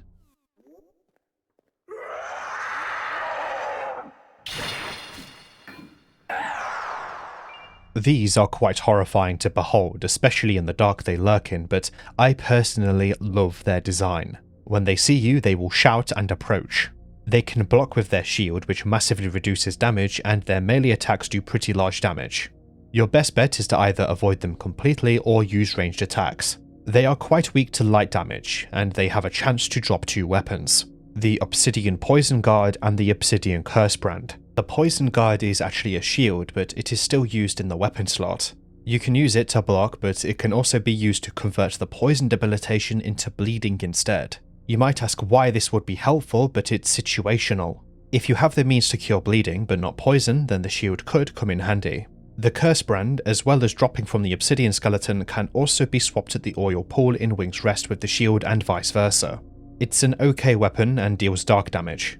If you are looking to collect all weapons, then luckily you will only need to have one of these weapons, since again, you can just swap it out. There is an achievement for getting all of the weapons after all. The key that opens the rest of the cells is found on the lowest of the cell floors inside a room filled with jailers. From here, it's a good idea to loot all of the cells. In many places, especially one cell in particular, you will find many bloodweeds. You can use these as a material to create fairy moss, which is a long-lasting regeneration consumable. It can also be used to create poison urns, which, like light urns, can be tossed to cause AoE damage. This time it will be poison damage though and can cause the poison status. In one of the cells you will find Garrett again, who will tell you that the guards, most likely referring to the jailers, thought him to be an escaped prisoner. He was hauled here after passing out from blood loss, being trapped here without his hammer. He asks you to bring it back to him should you find it. You can find it on the 3rd floor of the prison, which is accessible via a room, with a hanging bird-like bipedal figure with a pit below it. If you go back to him, you get the option to give him the hammer, but if you want to keep it, you can. And I actually did for some time because my god does it do a lot of damage when charged up. Its full name is the Hammer of Cruelty, and whilst it does a lot of damage as mentioned, it also has an extremely slow speed and drains mana whilst held. The description of the hammer reads, quote, "An iron hammer fashioned around the compressed corpses of fallen moon beasts. Cursed with many odd incantations that bind the user to an unknown will, does split dark and light damage." So, the hanging figure I mentioned has a secret. If you drop into the abyss at its feet, you will actually fall into a small area. Within it is a spell ring known as Icarian Flight. Icarian Flight dramatically increases your jump height 1 time after casting. Yes, this is a reference to the spell scroll from Morrowind, which massively increases your acrobatics and allows you to jump across most of the map and survive great falls.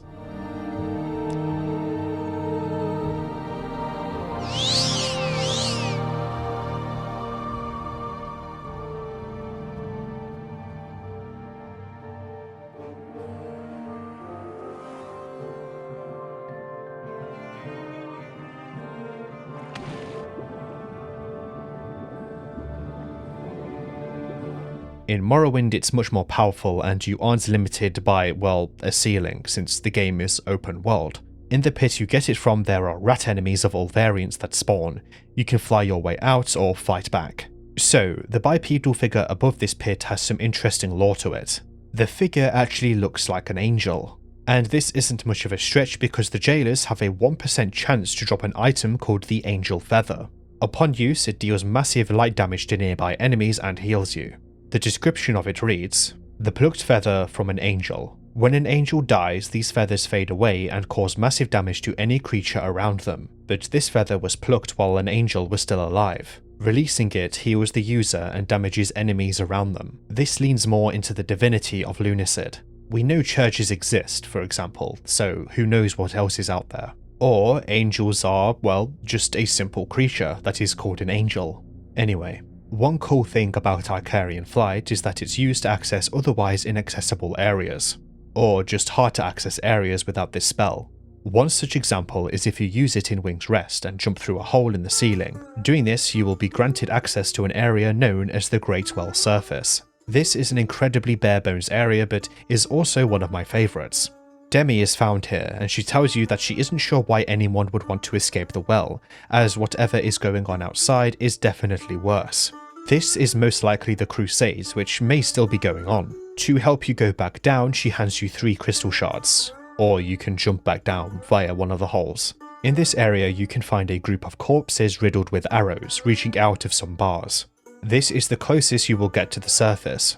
It seems that these poor souls tried to escape but were killed for even attempting, even if said escape was completely futile. Maybe Demi is right about the surface. The Great Well surface is one of 2 ways to access another area called the Latest Chasm. Don't worry, it's a small area and we'll get back to the prison in just a second. It's best I squeeze this area in here since it doesn't have a massive significance to the game either way. The Latest Chasm is, well, a chasm. Here you will find the bestial stone I mentioned, or as others call it, the Rosetta Stone. This is how you translate the information given by the communion spell. Next to the stone is a hidden wall that leads to the Ice Tear spell. This is a simple ice spell that shoots multiple ice spikes at your feet, damaging those nearby. This spell will only ever hit one enemy, but it still deals good damage and can be casted rapidly depending on your intelligence level. In the chasm you will also find a note near a corpse hinting to a sort of trial. Next to the corpse is an invisible path leading upwards to an area containing Blessed Wind. This is another use for Icarian flight since you can just jump straight up. This ancient sword lacks a block ability, but it is the fastest melee weapon in the entire game, granting it extremely high DPS. One cool way the game connects itself here is that you can reach the Forbidden Archives from the Latest Chasm. To do this you must open a door with the Azure Amulet. This is a neat bow that gets tied here, but yeah, the Latest Chasm if anything is just a nice hidden area. Alright, back to the Terminus prison. So, a curious note you can find here alongside a praying skeletal body reads the following. I miss the wind and the rain, painful as it was. I miss the sky and the people, hurtful as they were. I will leave the only way I can, leaving this body behind. This corpse is what remains of Etna's physical form. As a reminder, Clive tells the tale of a witch who attempted to escape the Great Well through astral projection. They found no solace after going back to the surface world in this form, also known as the Outworld, and therefore returned to the well only to find their mortal body had perished. Going back to Wing's Rest after this point, Etna will confirm that the corpse is hers, and reveals that her reason to live is to simply help others, as the people on the surface are beyond their help. This is both because of the Crusades and the poison. She continues living just despite the world that took her physical form. In the upper sections of the prison is also a cell you can enter, and behold, the character that dumps you into the well in the beginning cutscene. His name is Lobos, and he is surprised to see you alive. He tells you that he pushed the cart for his family back home, but soon had enough and returned back to them. After doing so, he found that they had been dead for years, even saying he might have dropped off their corpses without even knowing it. He isn't sure why he drops you off down here, or why he is waiting here to die, but he guesses that the purpose of waiting for his death is to have this last laugh with you. He oddly sees you as an old friend. He tells you to promise him one thing: do not stop until the old beast is awoke. He makes you promise him to bring an end to this rotten world. He then dies. He is most likely referring to the very beast that caused the poison to pour over the world, believing that by killing it you will make the world whole again. Or maybe he means something else entirely. Wait for ending E for that. Finally, there is a giant skull surrounded by blue flames. Its head tracks you, but it cannot move as it's fused into the wall. No, this doesn't have any use or secret. I tried racking my brain for what it is, but according to the internet, it's yet another reference to one of Kira's other games. It isn't relevant to Lunacid though, so let's just move on. Okay, to get out of the Terminus prison, by opening the large door in the lower section, you must simply switch a lever in the upper sections of the area, near where you will find Garrett's hammer. This will open up the area known as the Forlorn Arena. Forlorn, of course, meaning lonely or abandoned. This area is one of, if not the biggest area in the game, with many new enemies. On the opposite end of it, past the mossy ruins, is a sealed door. To the side of the arena are entrances to 2 sub-areas, the Temple of Water and the Temple of Earth. Both are marked by a sort of emblem above their entrances. The means to disable the seal are inside these areas, but they can be quite confusing to navigate if you are blindly wandering in search of progress. The objects needed to dispel the seal are called the Earth and Water Talismans, held in their respective temples. A very common threat here are the Suxarians, reptilian warriors who have two variants, dagger and spear, both of which they can drop on their respective variants. Suxarians are extremely aggressive and fast, hitting you with various combos once they get into range. They also have a good amount of health. Because they can take away a lot of your health via the combos, your best bet is to keep your distance from them. Running away isn't a good idea either, since you'll more than likely run into another whilst doing so, and be ganged up on. Tilantia are large, jellyfish-like floating creatures that only attack upon being attacked. They fire poisonous projectiles and mist, but luckily they are weak to both fire and ice. There are also a good handful of plant-related enemies: Vesta, Venus, Ceres, and Gloomwood.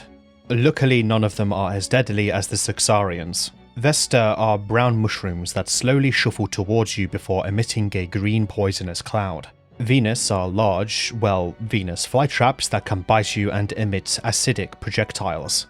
They can also hide and set up an ambush. Ceres shoot blue magic towards you, dealing what seems to be light damage. And Gloomwood are immobile creatures in the shape of a tree with a singular eye in the middle of its trunk. They often block paths and let out a screaming attack when in range. Luckily they aren't too troublesome besides this. Their name may be a reference to the game Gloomwood, published by Newblood. Besides the talismans, there are a number of helpful items as well. The obsidian seal, contrary to its name, doesn't help with the seal to get to the next area. It's a decent weapon found within the water temple that deals dark damage. It can be upgraded at the oil pool to get Saint Ishi, which is a sword that deals both dark and fire damage.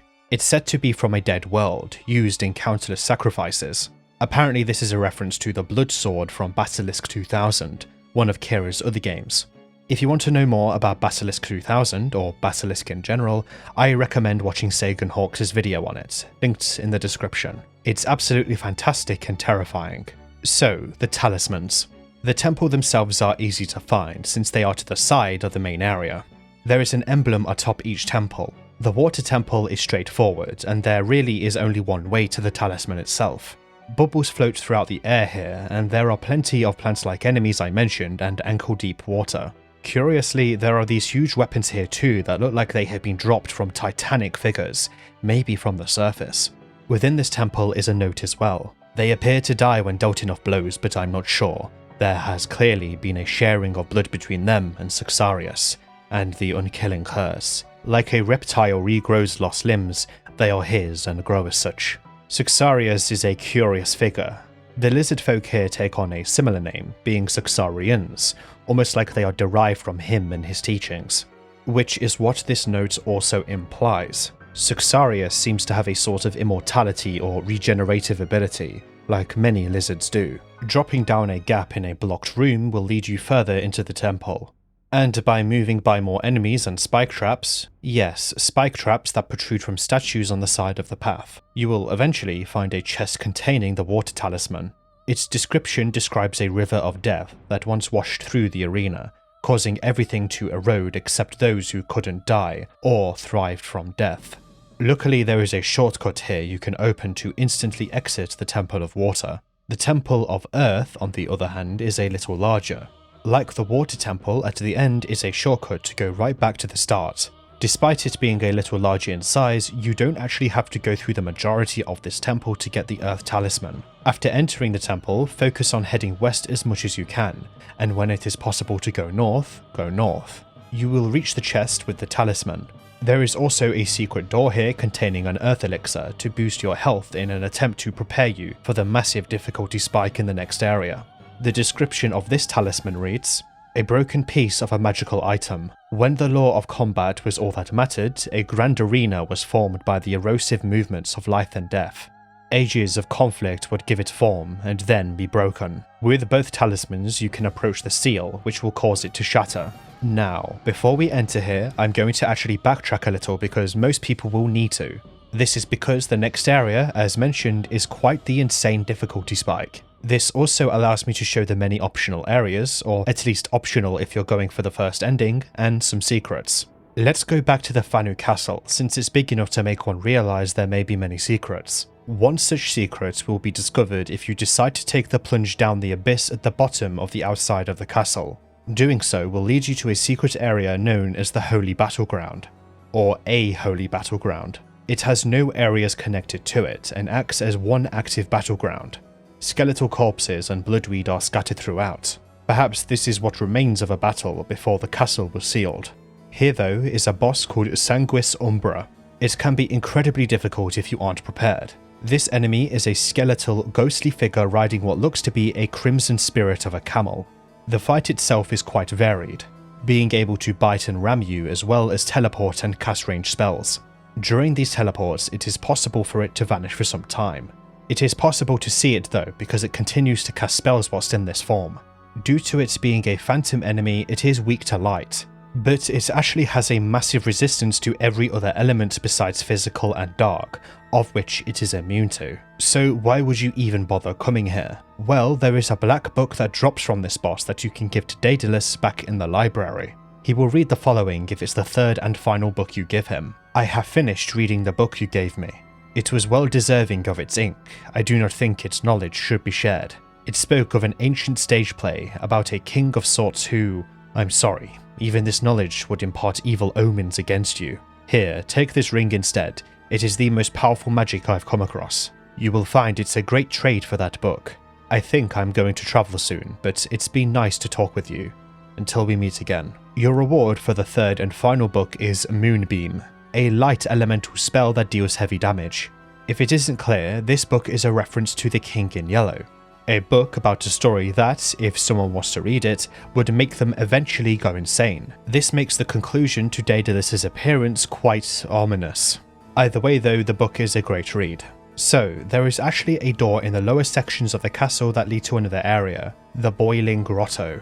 The grotto is quite large with a few subsections to it, including the Tower of Abyss, which is a sort of gauntlet area that you can do for rewards. The end reward will help massively in the area after the Forlorn Arena. For now though, let's venture through the Boiling Grotto itself. As the name implies, it is filled with magma pools and fire-related enemies. Whilst a large area, the way to progress through it is relatively simple. So, the singular enemy in this section of the area is the Ica Ilb.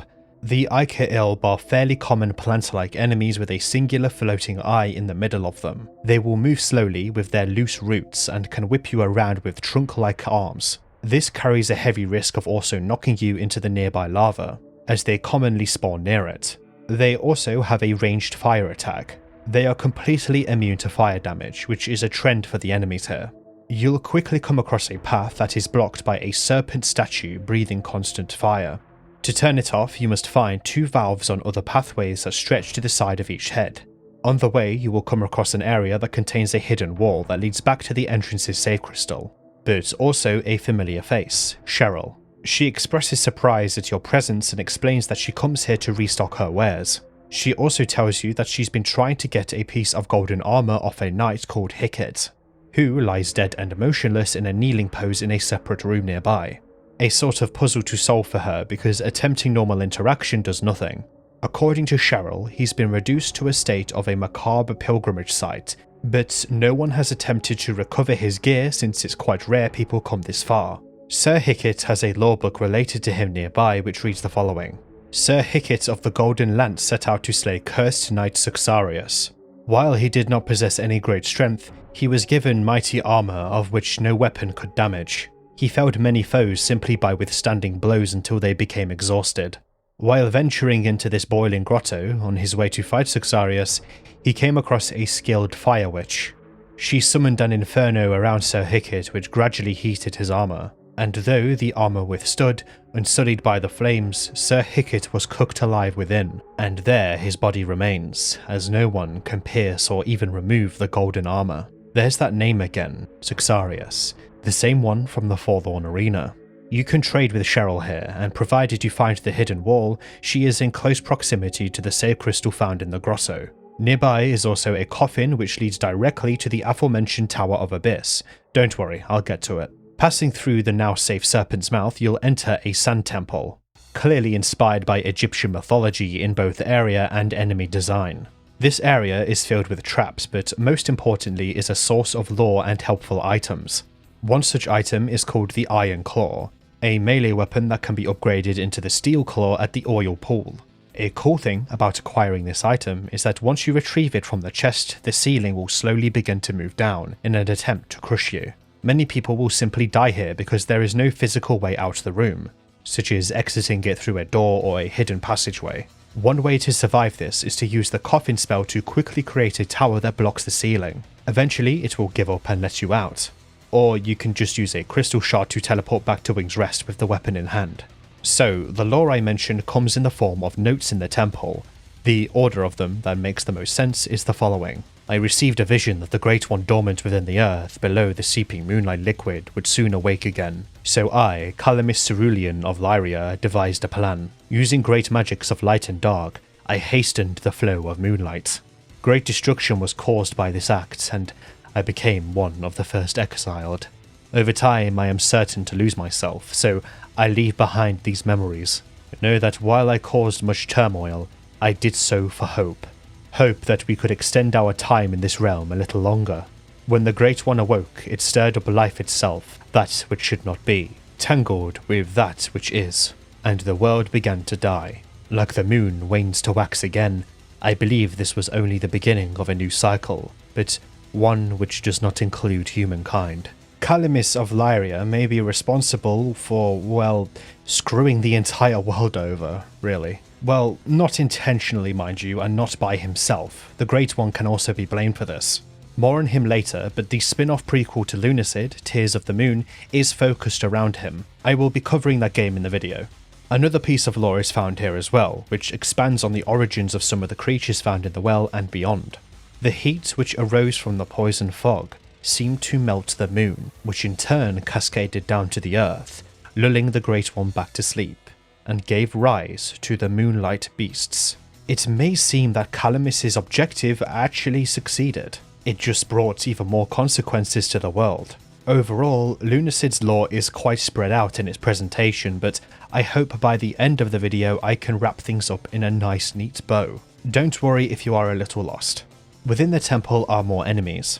The Anpu are jackal-like creatures that wear a pharaoh's headdress akin to Anubis.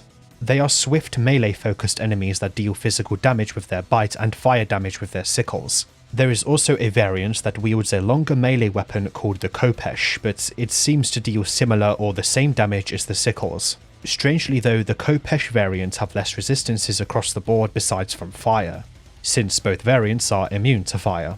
Ice, though, is generally a good element to use against them. A fun thing is that there are items called Staffs of Osiris.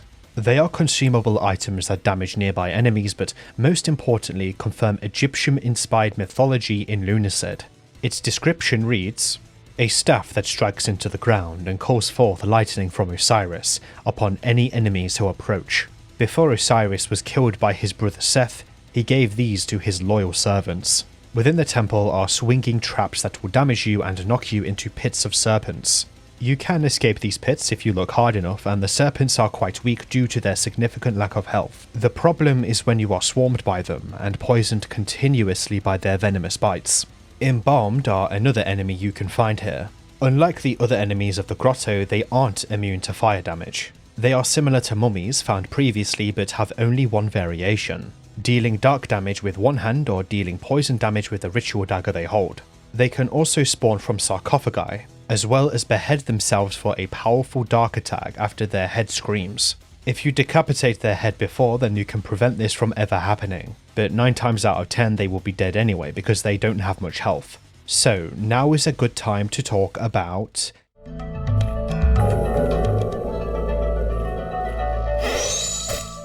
mimics. Mimics, you know, the one that's in every single Soulsborne Kingsfield-like game ever. Anyway, sorry. They act like most other mimics from games, disguising themselves as a chest that looks no different from the others. And no, you can't actually tell the difference. There isn't any sort of trick like there are in the Souls games. If you attempt to open a mimic, it will split apart to reveal its true horrifying form. They are very fast and deal massive amounts of dark damage, as well as steal some of your silver. One thing about mimics in Lunacid though is that they are more likely to spawn depending on how much silver you have. For example, if you have 400 silver, mimics will spawn in the Accursed Tomb, and if you have 500 silver, you will find more in the Forlorn Arena and the Terminus Prison. So, there is one large reason why you would want to go through the Sand Temple in the grotto. This is to acquire the spell that will allow you to collect Sir Hicket's armor from his body for Cheryl. The spell is called Ignis Calor. Its description reads, one of the first discovered fire magics, uses primordial energy around the caster to raise the temperature of a target. While this spell didn't have much use offensively, it was used to develop many flame spells, ignored resistances. And yeah, it does ignore resistances.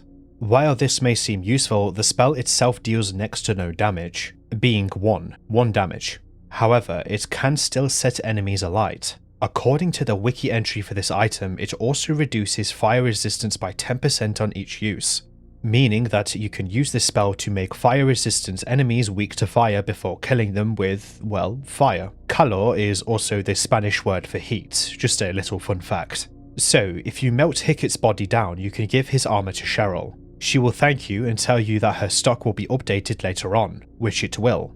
She will have 3 new items. The oil lantern simply lights up the surrounding area. The privateer's musket is, oh yeah, there's a gun in Lunacid. Remember how I said it takes inspirations from Shadow Tower? Well, in Shadow Tower Abyss, the second Shadow Tower game, there's a lot of guns. Yeah, there's just a lot of guns. Whilst the musket cannot be enchanted and is very inaccurate at short range, it is still very powerful. It also has a -100 in thrust, so it has plenty of recoil to kick too. Like the other ranged weaponry in Lunacid, it has infinite ammo, but its charge time balances it out.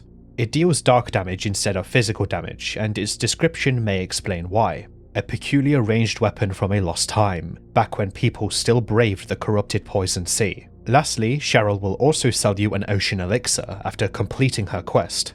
As a reminder, this is the item that increases your mana by 40. If you want to finish this quest, make sure to do so before you kill the boss of the area after the Forlorn Arena. The quest seems to just lock itself out after this happens. Okay, the Tower of Abyss. This gauntlet is a 50-room dungeon that can be found by entering the coffin against the wall near Cheryl. It will then drop down into the hole below it to a river that you will go down. It's a fairly long cutscene, but it sets the mood for the area to come. Luckily, you can skip the boat ride. Once inside, the only way out is to use teleportation magic, such as a crystal shard or by dying, which will reload your last save point.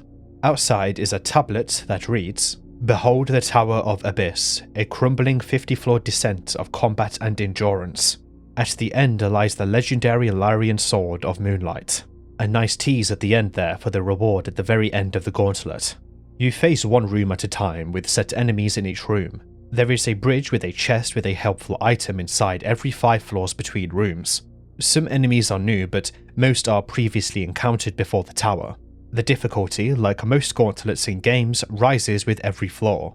Overall though, I don't think the tower is that difficult as long as you are at least a little prepared. Certain stretches of rooms follow certain themes which are mostly associated with the areas the enemies in the rooms come from. As for the unique enemies, there are 6 of them. The Gorged Hemelith is a stronger variant of the Hemelith found in the Sanguine Sea, and is the first boss of the tower. It's a larger, red version of the Hemelith, but isn't too much stronger, only having a little more health and no new attacks. The Rat Lord is a larger and more powerful version of the Rat Queen, previously found in the sewers within the Fetid Mire. It is the second boss of the tower and has around double the health of the Queen, but no new attacks. The Shiosai, unlike the last 2 enemies, is a completely new enemy, at least up until this point in the video. It is based on an enemy in an area I'm yet to go over, since it isn't relevant to Ending A. It is a melee exclusive enemy, and moves very fast. The living objects are the hostile versions of objects created by the Lithomancy spell, being objects that are, well, living. The ones in the tower won't try to attack you unless you outright touch them, and will die in a single strike. Some of them even drop items like the objects they possess do.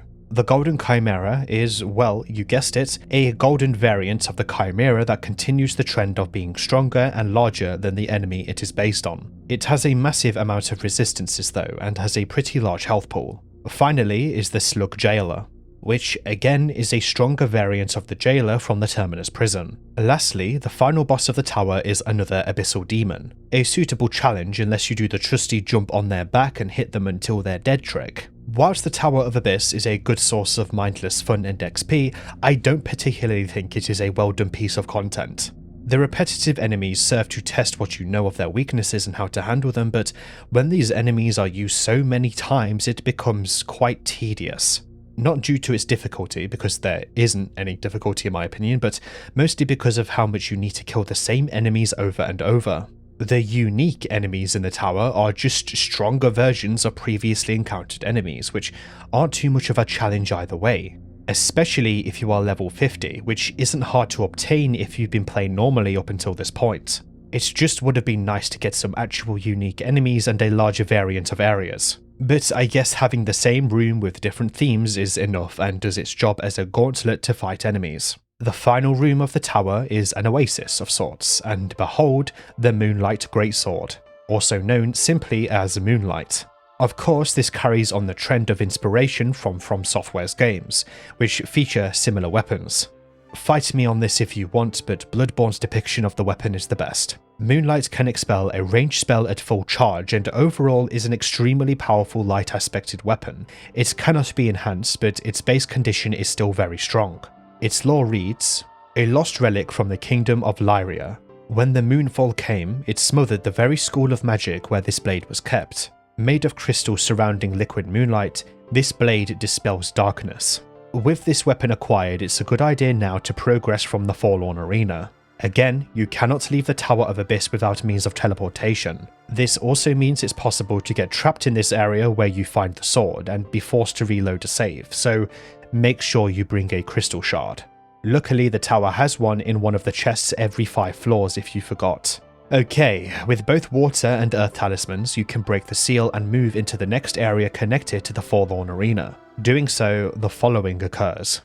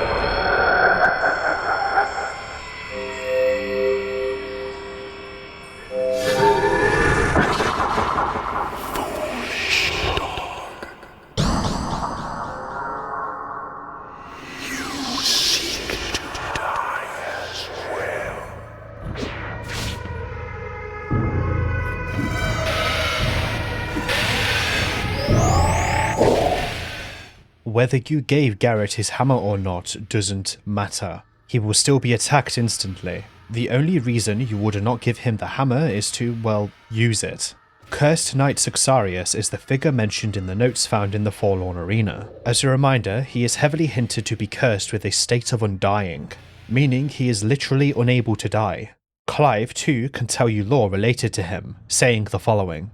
Have you ever heard of Cursed Knight Suxarius? They say long ago, at the end of the First Age of Magic, 2 kingdoms fought in an endless war. Furious experimentation was done with magic, and eventually curses were created. Strong dark magic, weaved in abhorrent layers which corrupted and maimed its victims. And so, the once valiant knight Suxarius fought with complete devotion to his kingdom. But as the wars went on, he fell victim to many of these curses. Conflicting and disfiguring curses which led him to becoming enormous and snake-like. He slaughtered thousands in his misshapen form, but kept a frail thread of lucidity.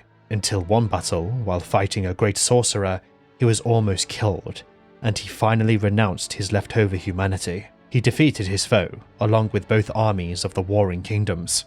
But as he approached the castle gates to his beloved kingdom, an echo of devotion came back, and with his last lucidity, he flung himself into the void that would later become the Great Well. They say that even now he lives at the threshold of the Great One, serving as its guardian. And as years passed, many knights heard his tale and follow his teachings of absolute devotion while harbouring cursed, misshapen bodies. Those that follow his teachings are the Suxarians, the lizard folk that are spread throughout the Forlorn Arena. Whether Suxarius fought for Lyria or another kingdom is up to debate, but I personally think he did, since Lyria was the kingdom that leaned into magic the most. And there is lore related to his weapon that heavily suggests it, that I will mention in a moment.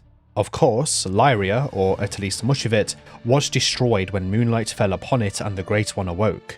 Now he is a servant of the Great One, meaning that what remains after Suxarius may well be this enigmatic Lovecraftian beast we've only heard whispers of.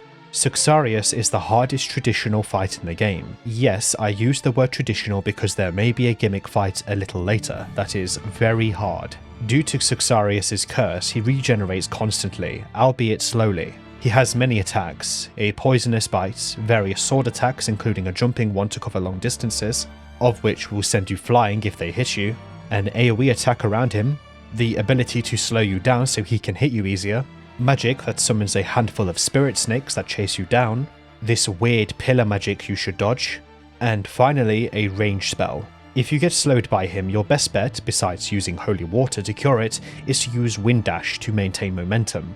Even with the Moonlight Sword from the Tower of Abyss, this fight can be quite a challenge, mostly due to his massive health pool. If you stick close with Moonlight, you can hit him with a melee and magical attack at the same time, resulting in bonus damage. Suxarius is resistant to every single damage type. He is a little less resistant to dark, however. His blade is called the Jotun Slayer. I actually want to read out his description because yes, you can acquire the weapon later. A massive obsidian greatsword with a broken blade. Once a sacred relic given only to King Griffith's elite knights, now a pale shadow of its former glory. The sheer size and weight of it makes an unsuitable weapon for humans. This implies Suxarius, before his exile, served this King Griffith. As a reminder, in the Forbidden Archives there was some lore related to King Griffith. He was the first human to acquire magic after drinking the cranial fluid of a felled Jotun. Whether King Griffith was connected to Lyria or not isn't explicitly stated, but considering Lyria was the one kingdom that leaned into magic the most, I genuinely think this is the case. He was the king of Lyria itself, and we know the Great Well is a part of Lyria or Lyria outright. I'll get more into the weapon later on since it's relevant for another ending for increased clarification. Yes, this Jotun is the same sort of colossal enemy found in the Sanguine Sea. When you think you are gaining the upper hand in battle, the following plays out.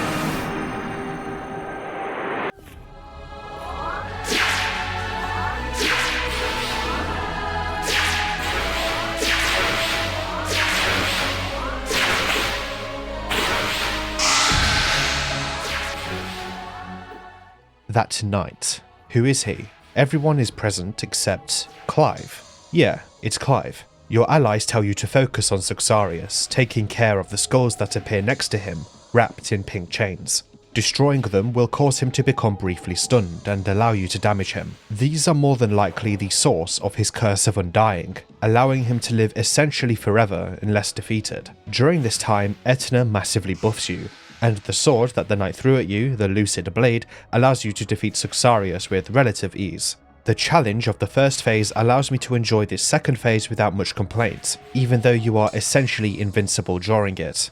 The music as well helps a lot with the sense of an otherworldly force, or perhaps your own temporary ascension to confront such. Defeating Suxarius will cause him to vanish alongside Eterna's magics. Approaching Demi, she will tell you that there is only one area left. Inside it is the Great One, and she suggests to wake it up. Calamus is also waiting here, the same knight mentioned in the lore notes in the Boiling Grotto. The same knight who tried to keep the Great One dormant but only caused calamity by doing so. We learned that if the Great One awakens, the world begins to die. He left the notes behind as he slowly lost his mind after exile, and he is now what we see in Wing's Rest, Clive. He is by all means a tragic hero who is trying to do the right thing by saving the world as it exists. Tears of the Moon tells his story further. Talking to Clive in Wing's Rest after this point, he will say, "Hi, have I ever told you about how the Cursed Knight was defeated? The story goes that a brave soul ventured deep into the forbidden depths of the Great Well, and eventually came across Cursed Knight Suxarius. Using the power accumulated from the journey downwards, and with the help of some friends, they were able to shatter several curses on the knight that were keeping him immortal. After the great battle, Suxarius was defeated, and then nothing stood between the warrior and the sleeping Old One. But rather than wake it up and bring an end to this place, they allowed it to sleep for a little longer. They came back up to visit with their friends, and the rumour is that they are still exploring the Great Well. This is essentially the point of no return. Eterna and Cheryl will return to Wing's Rest, and you are free to explore the remaining Great Well. Eterna struggles with understanding death, stating that for some it's more about rebirth or change. She theorizes that, somehow, Suxarius remains out there, and maybe this is a chance for him to begin a new life. Or is this all they have? Eterna asks the more important question of what happens to those in dreams when the dream has ended. This will make sense in a moment. Cheryl, meanwhile, claims that while she has hunted many unkillable foes, this one was something else entirely. Cheryl observes that his tormented existence is at an end, and departs back to Wing's Rest. With the only way forward, you can either go back and explore the rest of the game or press on. You can talk to Garrett, who lies injured at the entrance. His head is fully revealed. It's quite hard to tell, but he is indeed a sort of hound, hence why Suxarius also referred to him as a dog. He acknowledges he was outmatched, but also states he cannot die. Unsure of what will happen to him, he rests, encouraging you to press on. I wish Garrett had more to him as a character because I do really enjoy him, but I guess he got the glorious violence he wanted in the end. I actually have one more thing to add to this, but not yet since the context isn't relevant. Pressing on, you will find yourself in the Grave of the Sleeper. It is almost completely silent here, the only sounds in the initial part being your footsteps. Demi meets you near a large white aura from down the way. She tells you the Great One, the Sleeper, is down on the shore. She is unsure what will happen when you wake it, but what she does know is that when it happens, the Great Well and, well, everything will come to an end. There's no going back once it's awake, and sometimes the end is just a new beginning. Approaching Calamus, he will proudly welcome you to the end. The Great One's deathly sleep is on the same shore it was born on, according to him. Calamus reveals that his efforts to put it back to sleep did actually work, doing anything to extend its slumber, and have the world live for just a little longer. Do you understand yet what this means? It's pretty obvious where this is going. He agrees that now is the time to awaken it, and its dream has gone on long enough, and that soon he will forget who he is and head back to Wing's Rest. As mentioned, Calamus is Clive, and exists in such a way after he lost much of his sanity after he caused great destruction. There are more specifics to this that I will get into later on, specifically in the Tears of the Moon section of the video. It is time to wake the dreamer.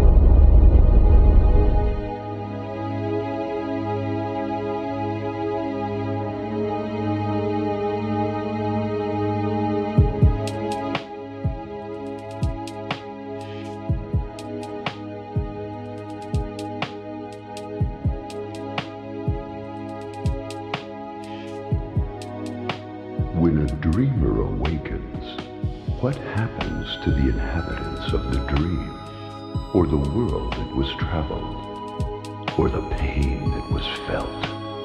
The experience will linger sometimes, and the dreamer will remember. Some aspects of the dream will travel the veil and live with the dreamer in the waking world. There are no credits here, because this isn't the end. Newest of the fallen, take up your sword and fight.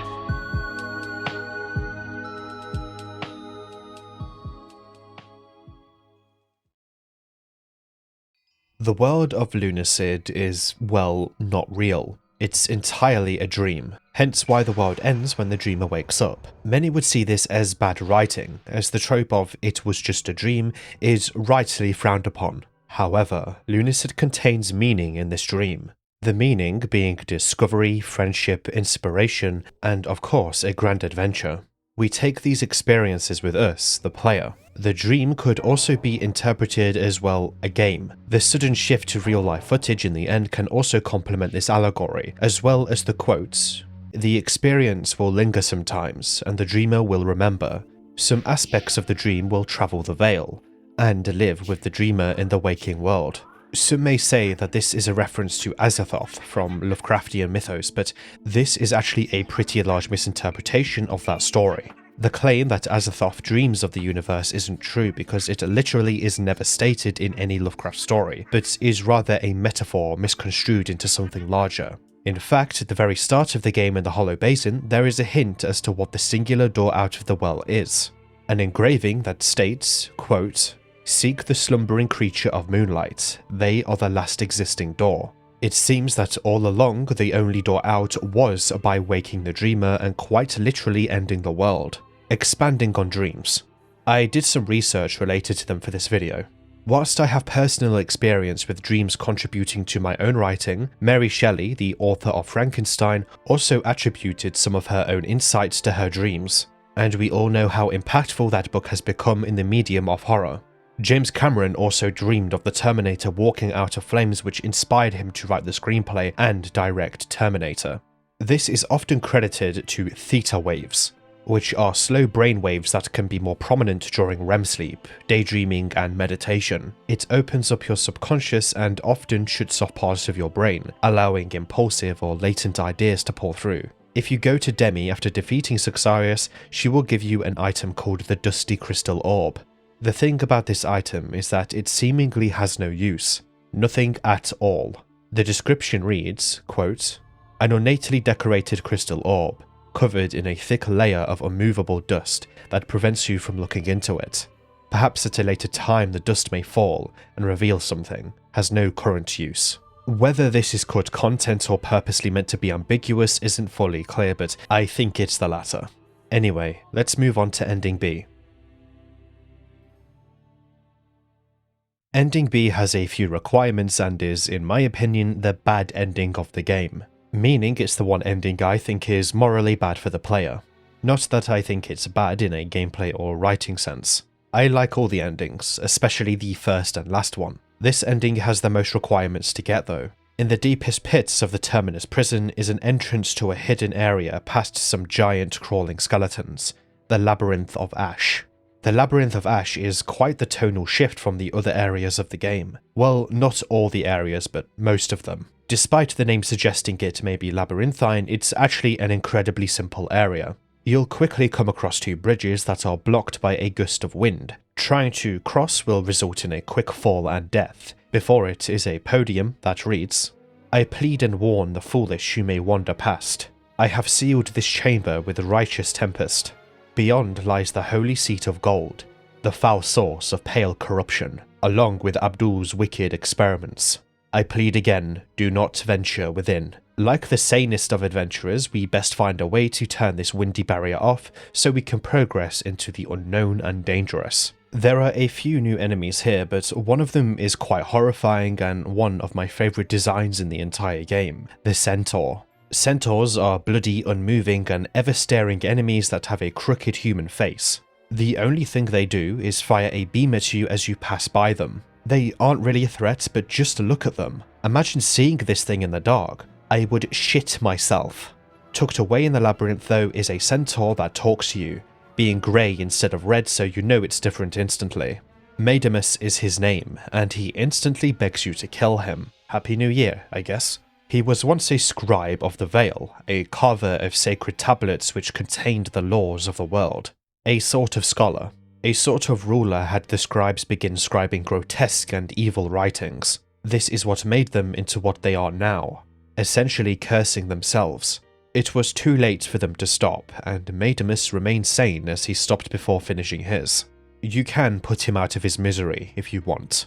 He will drop nothing and will just simply die. The labyrinth is an obvious source of great evil, and the origin of the centaurs is probably what encouraged the sealing of the other side of the labyrinth.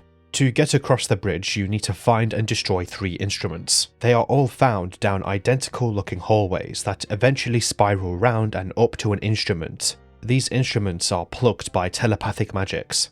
Obsidian skeletons are often guarding them. If you somehow lose track of which ones you've destroyed, just listen for the strings being played and you'll know where to go. After finding and destroying all 3 instruments, you can cross the bridges into a completely separate wing of the labyrinth, fit with open ceilings and reflections on the floor. It's quite eerie at first, and this feeling is increased when remembering that it was sealed off for some reason. There are enemies here called hallowed husks that look to be humanoids wrapped in bandages. Their flesh that peeks through seems to be golden and shiny. They have a variety of light-based melee attacks that deal large damage, but sometimes they will also scream and move erratically, causing them to open themselves up for an attack from you. They can also pour light from their face to deal a massive amount of light damage and drain your XP. So these enemies do have more lore to them. At the end of this area, you will find a large stone with golden liquid seeping from it. In front of it is a podium. Glorious golden Xviharad, please accept our humble flesh. We who carry our golden essence, bathe us in radiance. We shed this tainted skin in your name, glorious golden Xviharad. Xviharad is also mentioned by Clive, who says the following about them. During the reign of the Golden Lance, most magic was exiled, but there was a thought that if magic was wicked, then there must be another power which is holy. No one knows his name before he was Xviharad the Golden, only that he was a holy man from Carcosa, who was devoted to finding this unknown power. Like many in his time, he became obsessed with gold and pale yellow. For if the silver moonlight be the source of magic, the golden sun could be the source he sought. Some priests would even construct long, thin copper pipes reaching into the sky beyond the poison fog to try and drink the golden essence of the sun. It is unknown just how Xviharad found his power, or if he used those methods, but at some point he died finding that power. He then became a holy relic of the church, and parades would be held with his corpse in tow. Saints would even be allowed to drink his holy blood. However, his power was not limitless, and eventually his corpse became brittle and dry. He was brought into the Great Well and placed into a chapel for his protection. This stone is most likely the remains of this saintly figure, and the husks around it are those obsessed with his teachings and finding a power said to be holy. This power, to them, was the polar opposite of the moonlight, which is said to be the source of magic, as the moonlight caused the beasts in the well, including the Jotun. At least that's how it comes across in writing. You can find these husks connected to another area in the Fanu Castle that I will go over soon, but just know that Xviharad's influence is massive. He is the closest thing we get to a named leader of the Golden Lance, and is most likely the same person who had the Golden Lance learn forbidden magics, despite them being made to fight back against magic after being created for such. A sort of religious fanatic or a simple manipulator. Whilst he was extremely powerful, he never really attained godhood, instead dying of unknown causes and ending up all the way down here at the bottom of the well. Remember, the Labyrinth of Ash connects to the Terminus prison, which connects to the Fanu Castle. Some of those who fled the castle after the failed assault on it probably ended up down here and went insane in their isolation. Either way, it's nice to get more lore and what might as well be the conclusion to the Golden Lance. For now though, let's enter an area here called Abdul's Passage. This hallway is a sort of laboratory, and on the wall is a tapestry with a spiky looking deity. Odd. Below it is a book. Cruelty, action. but beyond its stems, disciples wither at the truth of escape. They sought similarity. They blindly held my cloak as I led them down the dark passages of life and death. But now I have carved a vessel. I have lain incantation, sacred rites, and bloodied sacrifice. The door is finally ajar, slow slight enough that I may escape. And beyond it is indeed a door. Closed, though. Who wrote this isn't confirmed, but it is most likely written by Abdul because the area here is named after him. Abdul seems to have used the Golden Lance for his own gain, seemingly promising them escape if they followed him down here. At least they have their saint who they either carried or followed. Maybe Abdul knew where Xviharad was and used this knowledge to get their trust. Abdul was first mentioned back in the Temple of Silence, promising enlightenment for the monks there who ended up as the enlightened ones. Perhaps this was a truth, but ultimately he could have used the enlightened monks to get the knowledge needed at the promise of escape, as they did claim Abdul promised such.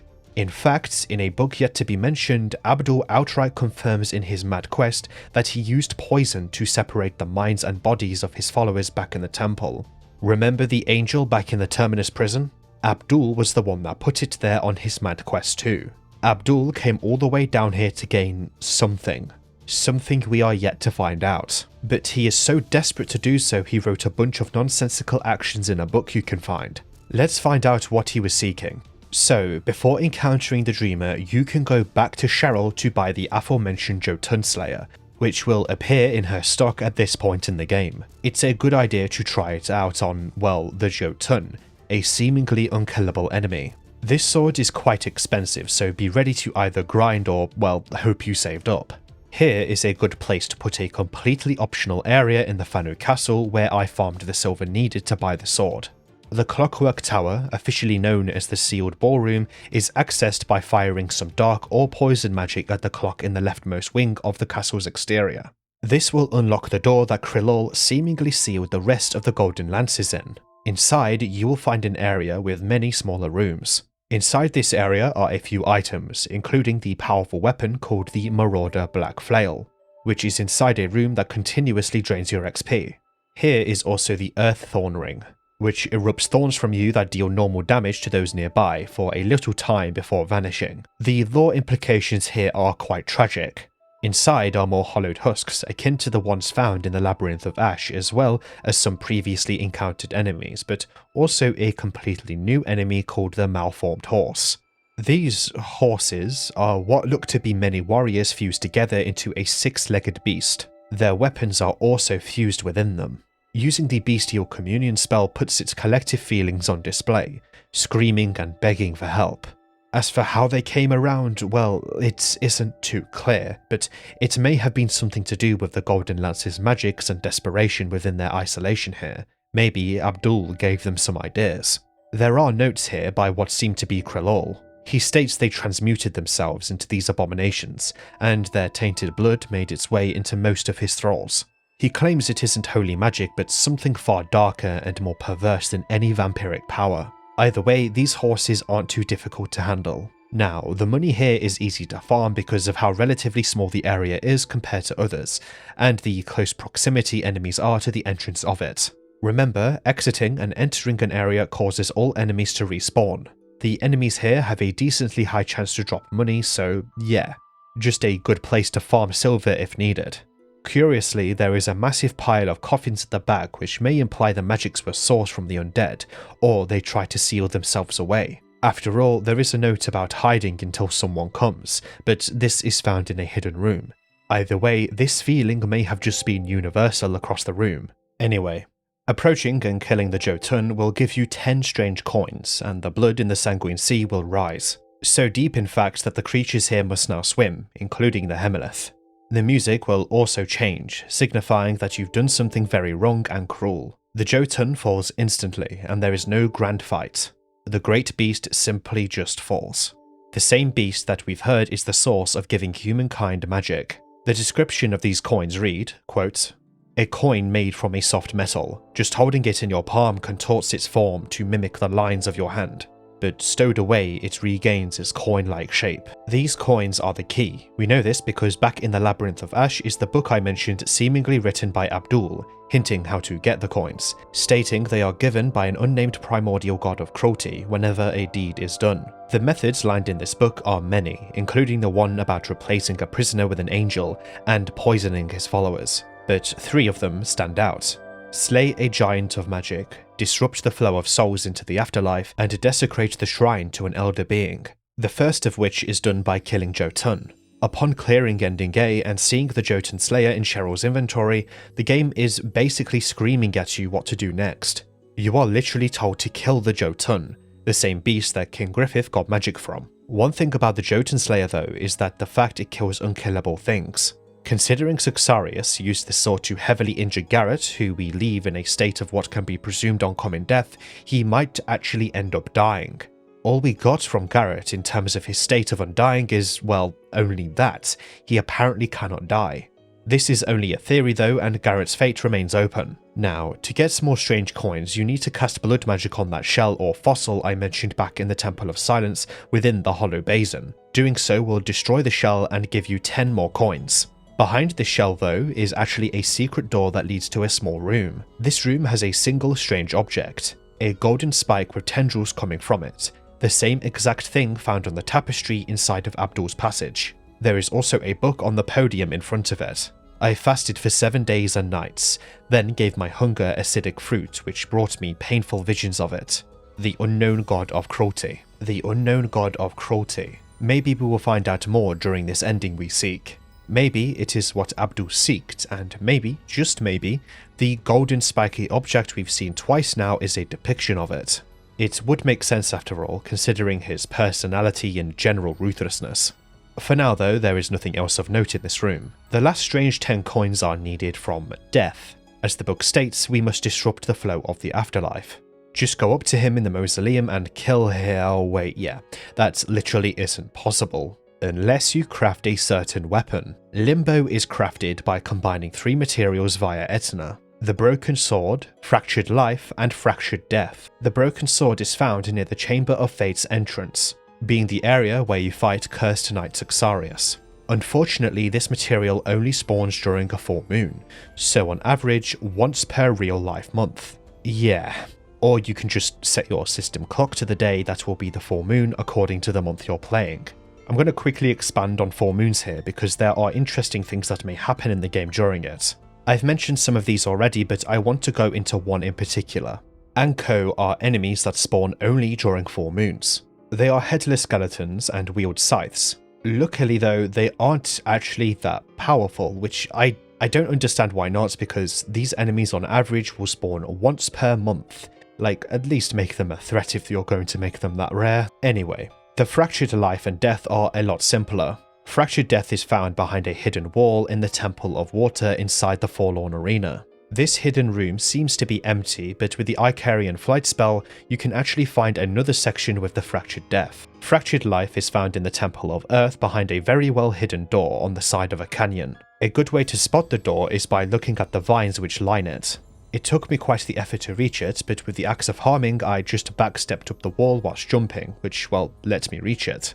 With all the items acquired, you can craft the sword, Limbo, at Etna. Its colour reflects the overall scheme of Lunacid, purple with a blade of shimmering magic. It is the only weapon in the game that requires alchemy to be accessed. Its main use, however, is to kill Death.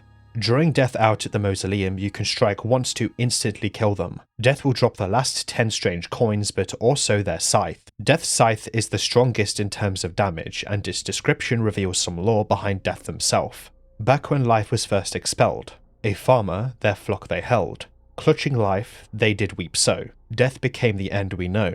No matter strive or fear or rage, it seeks out and unlocks life's cage. While we hate to hear it so, Death has us love the life we know.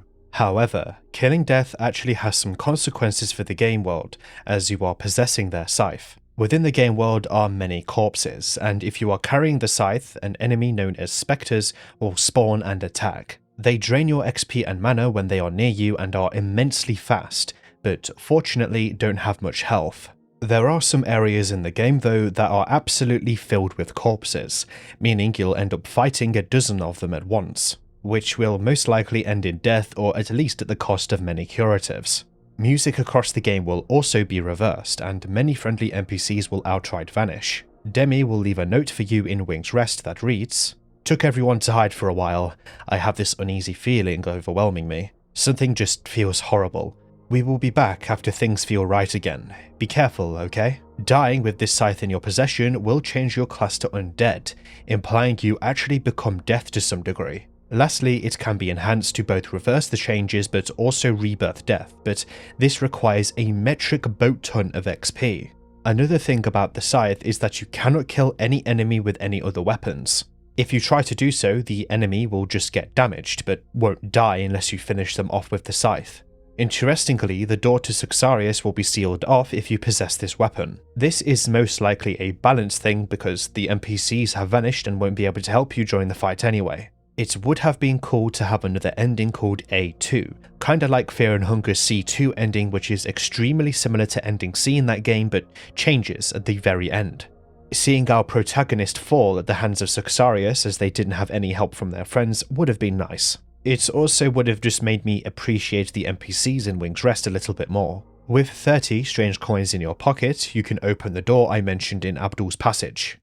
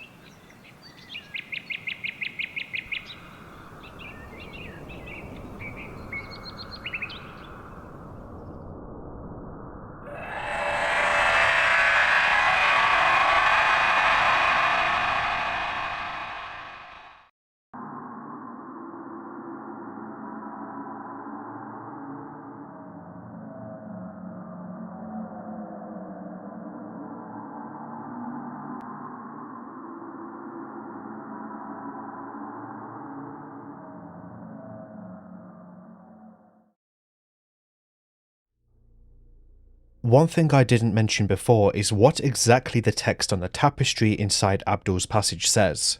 You can use the bestial stone in the latest chasm to translate it. Because I'm really bad at this sort of thing, I'm going to turn to a Discord message with the translation, being by Londi and Sugar.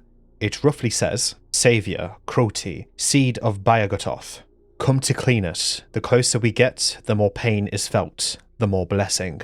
Quite nonsensical, but we at least have a name for the god of cruelty, Bayagototh. Bayagototh appears across Kira's other games, but mostly in reference, besides in Lost in Vivo where he takes many forms. Bayagototh as a deity is quite simple, and his title reflects his simplicity, the god of cruelty, an evil god who simply spreads cruelty. So what actually happened in the end cutscene? Well, there is no canon answer. What I see it as though is that the god of cruelty puts you in a world of joy for some time, after ending the current world, or dream. Either that or he just left it alone. This world of joy is only one you can observe though, almost like a sort of omnipotent being. You brought a plague upon it after some time, essentially ending the new world. All the god of cruelty is doing here is tricking you, by thinking you are escaping, but instead takes advantage of your ignorance to make you feel responsible for ending the new world, when in reality it is Bayagotov. Either way, it is an incredibly vague ending, and you have to do some bad things to achieve it.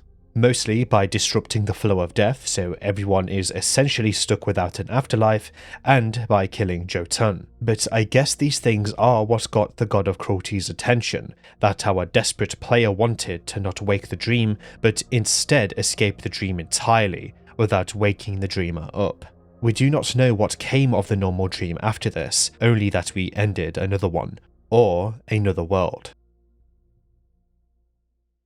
Ending CD has no requirements besides having to reach the Dreamer, also known as the Great One, or at least the area it's in. Instead of going to wake it up, instead go down a path to the left of it. Here you will eventually meet a large pool of water. Stare at it for some time and you will trigger the ending.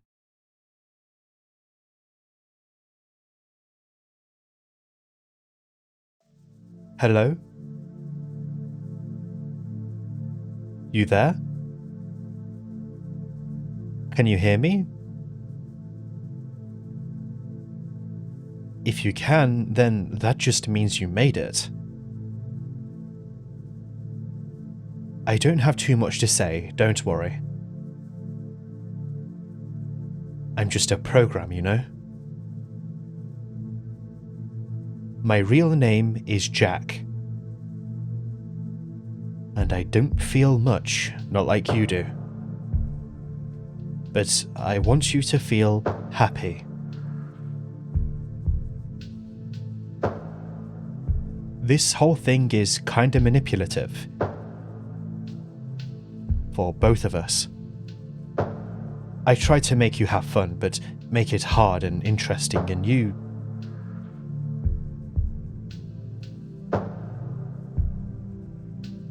try to beat me, try to overcome it all.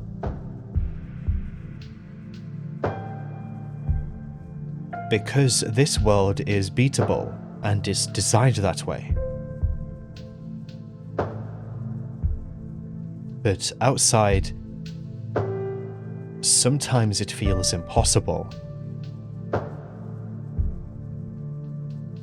But you know, I love you. And even outside of my world, I know there's love for you.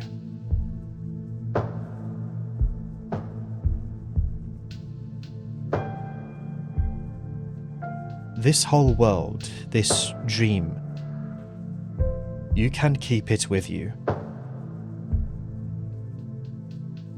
And when you're out there and things don't seem possible,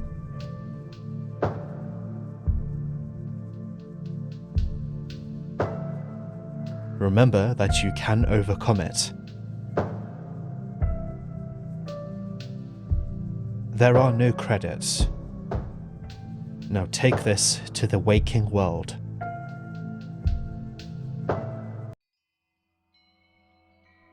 Ending CD is the most fourth wall breaking thing in the entire game, and the messaging of it is quite obvious. Your OS, your operating system, your computer, talks to you directly. Yes, dogma name reveal during the cutscene, I know, but yeah.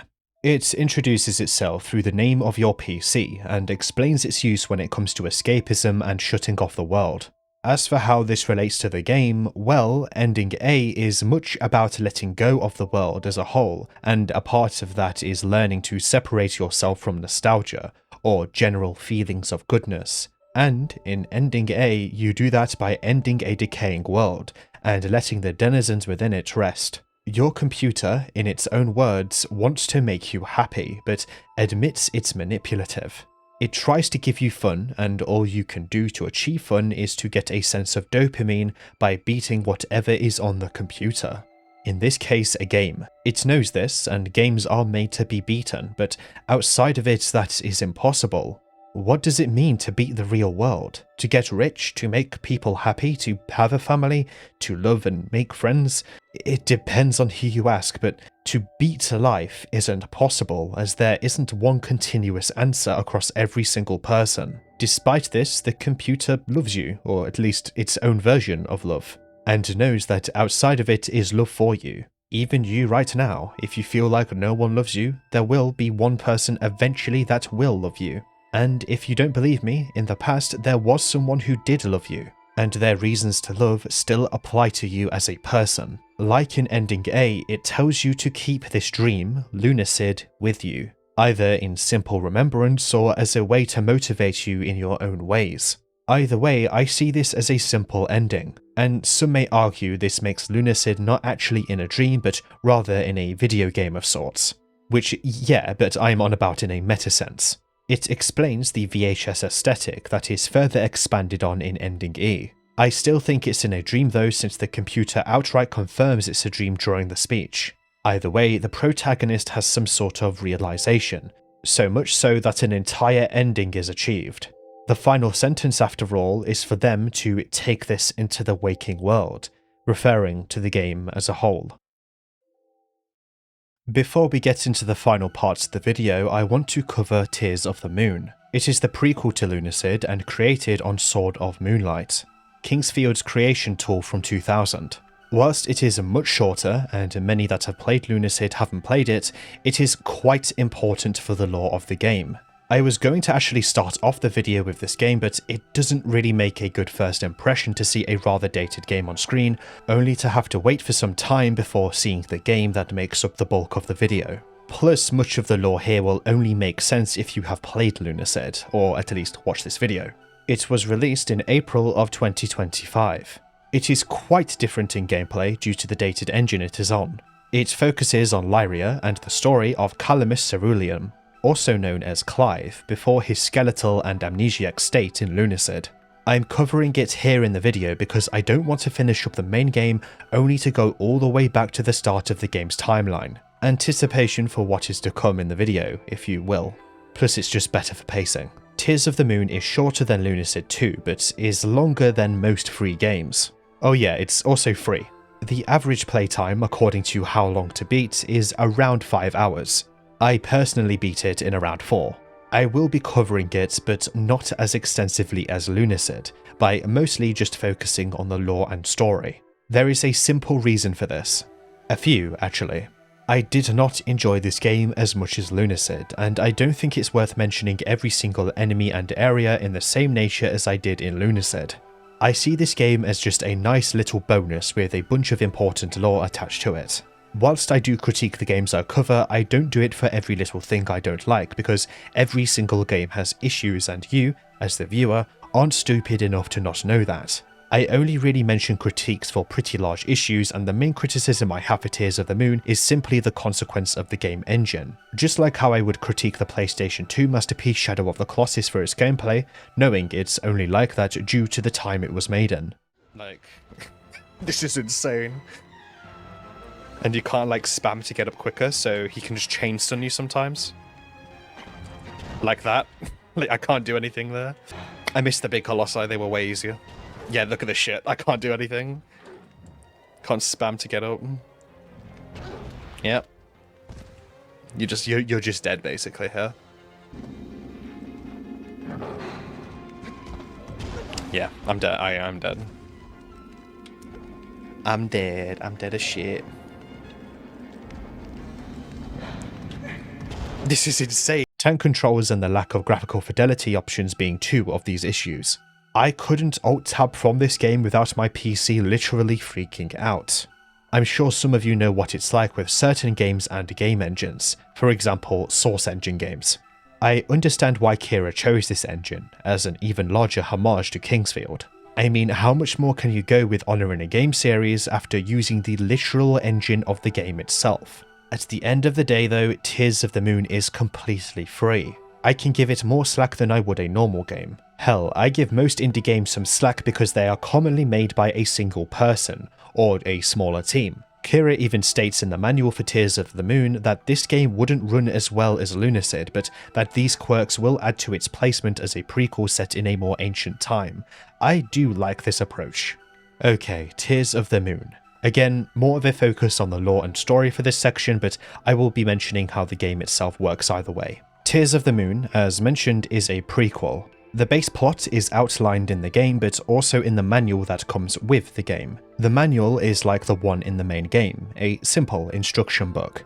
This one is a lot more helpful because of the controls that most wouldn't be familiar with. The Kingdom of Lyria sits alone on an island deep within the Poison Sea. Since long ago, a Great One awoke and covered the earth in a corrupting miasma that was so powerful it melted the very surface of the moon as it rose above the earth. This resulted in silver liquid falling upon Lyria and bathing the Great One in a deep, dreamful sleep, resting at the bottom of the great chasm within Lyria. Several generations have come and gone since then, and Lyria currently stands as the height of magical enlightenment and power, and this may soon come to an end. The Lyrian sorcerer, Calamis Cerulean, was basking in the cooling glow of the moon within the Kingdom Gardens when some silver liquid again fell. It struck him in the eye, giving him a brief vision of a potential future. The Great One will soon awake, unless more silver moonlight can be coaxed to lull it back to sleep. So we already have a bunch of new lore that puts Calamis, better known as Clive by the time Lunacid comes around, in a new light. Tears of the Moon takes place after the poison fog is spread but before the Crusades, being a time where Lyria was more relevant. Calamis saw what was to come, a calamity upon the world should the Great One, who caused the fog, be awakened. He seeks now to put it back to sleep again, as the silver moonlight once did after the poison spread. Meaning that, should the lore line up, the moonlight actually fell twice on the earth. Once when the poison spread, and again after Calamis put the creature back to sleep. We know that Calamis succeeds, but as I said, Tears of the Moon is more of a bonus when it comes to the lore and story, and for giving more characterization for Clive. Anyway, let's go on to the game itself. Tears of the Moon takes on a first-person view like Lunacid, and continues the trend of having a fantastic atmosphere. Of course, this is on a much older engine, so the mentioned limitations become immediately apparent. I actually used a controller for Tears of the Moon because it came with support for it and it overall felt better than keyboard and mouse. Well, mouse. The game doesn't actually have any support for mouse. You do everything in the game on a keyboard, or in my case, a controller. Expanding on more technicalities. This game can only be ran in full screen by default, and every single time you die, the game crashes. Purposely, that is. Meaning that every time I died, I had to make sure OBS was capturing the screen each time I died, which was incredibly tedious. Besides that though, the game runs well, and I don't expect a game developer to just change things for YouTubers like myself. Tears of the Moon begins with a pre-rendered cutscene with the same exposition from the manual, after which you are placed inside an area called the Kingdom of Lyria. Lyria seems to be in its prime during this time of the game, but in the final days of such. The objective of the game is simple: find 5 pieces of the Moonlight Sword, the first of which is in the city atop an altar. There are only 7 major locations in Tears of the Moon, and all of them are relatively simple to navigate because you actually have an in-game map this time around, albeit after purchasing it from a vendor. Speaking of, Lyria is basically the hub of Tears of the Moon. There is a vendor that sells armor, potions, and weapons. You won't be visiting them as much as, say, Cheryl, mostly due to how long the game is, being much shorter than Lunacid, but also because Tears of the Moon is incredibly easy. Stat attribution doesn't exist either, because whilst you gain XP, you simply just level up and get stronger across the board. Lunacy doesn't exist either, and all you have is your MP and HP. There are also 2 types of magic. A more active one, akin to the ones in Lunacid that you equipped via rings, but also support magics, which are more potent magics that you cast from the menu screen. Combat in Tears of the Moon is very simple. You have 2 bars next to your HP and MP. The red one next to your HP represents your physical attack power. When you swing your weapon, you must wait for it to fill back up again if you want to get as much damage as possible in your attack. Meanwhile, the one next to your MP is simply the cooldown on your spell, but keep in mind it also costs MP, making magic to be quite nerfed and less varied than Lunacid itself, but remember, this is mostly at the consequence of the game's older game engine. Another thing about Tears of the Moon is the existence of armor. In the base game, armor doesn't exist at all. Here you get 5 slots: head, body, hands, feet, and shield.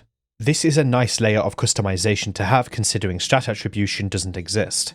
What makes the combat easy though is the fact every enemy will be stunned after you hit them, essentially allowing you to chain stun some enemies until they die. However, if they slip by this, you will be punished. Despite me nailing how easy the combat is, some enemies can be quite a challenge. Specifically the final boss, which can 3-shot you in quick succession if you aren't careful. Besides that though, it wouldn't shock me if many people went through this game without dying once. So, the areas. Again, this is just a basic rundown because Tears of the Moon's importance to the wider video is in the lore implications and story. In Lyria are 3 crystals that can teleport you to 3 areas. The Abandoned Mines, the Latest Keep, and the Road of Ruin. I will simply go through a common route of progression in the game from here. The mines are a green area filled with mushrooms and other plant-like enemies. Overall, it reminds me of the Forlorn Arena. This early on, you won't be able to afford the map, so good luck navigating the absolute labyrinth that awaits you. Luckily, progression is somewhat linear, since there are gates that you can only unlock once you have a key found in the area. In front of a chest containing an item Calamus needs, known as the Water Crystal, is a man called Wind Sage Ozin. He knows what Calamus is planning and takes the Water Crystal before fleeting to Latest Keep, providing a clear path forward in terms of where exactly to go in the game. On a corpse in the room is a crystal shard which you can consume to teleport back to Lyria. Again, Lyria is basically the Wing's Rest of this game. Okay, since Calamus wants the Water Crystal, and we are Calamus, we best go to the Latest Keep via one of the 3 crystals. This area is a little more straightforward, but again, progression here is still linear because of locked doors. This time, magical. Avoiding the large bugs here or fighting through, you'll eventually find a small house with an old man outside called Patrick. He explains that not many pass through since the Wind Sages put up the magical barriers, and the only way to get through is to be a royal guard. One thing to prove such is by having an amulet that belongs to said guard, and guess who has one? He does. Patrick is most likely a retired royal guard, and to get his amulet you must either do a quest involving an optional and boring boss or kill him. I killed him. With his royal amulet you can move through the various wind barriers in the area, including one small area on a coastline with a bunch of poisonous overgrown ticks, or spiders, I can't really tell. The keep itself though is in the far north. Upon arriving you are told the castle is under attack by a moon beast. A beast sourced from the initial liquid moonlight sourced from the Great One's poison. One discussion about Calamus here is that to lull the Great One back to sleep, he must provoke more liquid moonlight onto it, which may well cause even more moon beasts to appear. But this is worth doing because the alternate path is the end of everything, as revealed in Ending A of Lunacid, and as told via the notes found in the Sand Temple and at the start of Tears of the Moon. Calamus literally saw this happen when some moonlight fell onto him. Calamus must know his path is a risky one, and it is most likely why Ozin wishes to stop him. But Ozin hasn't seen what Calamus has seen. Speaking of notes, if you ever get stuck in Tears of the Moon, just check your inventory and you will find a note with your current objective on it. It can also contain some flavor text. Fighting through many winged beasts on the way to the tower, you will eventually find Ozin, who seemingly sacrifices himself to put the Moonlight Beast down. After this, you can find the water crystal he initially took from you, and unlock a path in the Road of Ruin, the third and last area you can reach from Lyria's 3 crystals. One thing after finding the water crystal that you can see is a mirage, the same sort in the main game. Hitting it gives you a nice shortcut back to the start of the area to return to Lyria. The Road of Ruin reminds me of the area leading up to Krillor's boss fight. Just pure darkness. The skeletons that line the path are easily avoided, which can actually apply to most enemies in the game. Just walk by them if you don't want to fight them. Again, leveling does exist, but to be honest you shouldn't have to worry at all about your level in this game. Anyway, eventually you will reach a large castle with a locked door. Nearby, through some very poorly hidden doors, yes they exist in this game too, you can switch the lever to unlock the castle. This castle, known as Castle Scroll, is actually the area containing the final boss of the game, and inside are the last 4 pieces of the Moonlight Sword that Calamus seeks for the ritual, in order to have the Great One go back to sleep with the coaxing moonlight. This area is quite a maze, but luckily the progress is again gated, thanks to many doors being locked. This key drops from a sort of mini-boss enemy called the Minotaur. From here you can find the other pieces, but also a prison, of which you can unlock the cells with a lever nearby. Inside some cells are some armor pieces, but also an old man. This man greets you as an elf, which is actually a drop of lore. We never knew Clive, or should I say Calamus, was an elf until this point because there was just no way of knowing. However, we also learned that many humans actually became elves thanks to the spreading of magic. This spreading of magic is actually thanks to this man. This man is King Griffith, the first human to discover magic we've only really read about in Lunacid. He despairs at what he has done to the world, knowing that magic is responsible for much conflict. He explains that when Elfborn die, also known as the present human, they do not return to the wellspring, which is most likely what leads to a sort of afterlife, but instead they become an undead. Now that we think about it, every single person in Lunacid is either undead or not human at all. In Lunacid itself, we have never seen an actual human, because the humans in the well most likely fell to the forces that lie within it, making them undead. The only humans we see are in Tears of the Moon, and even then, they are no longer human.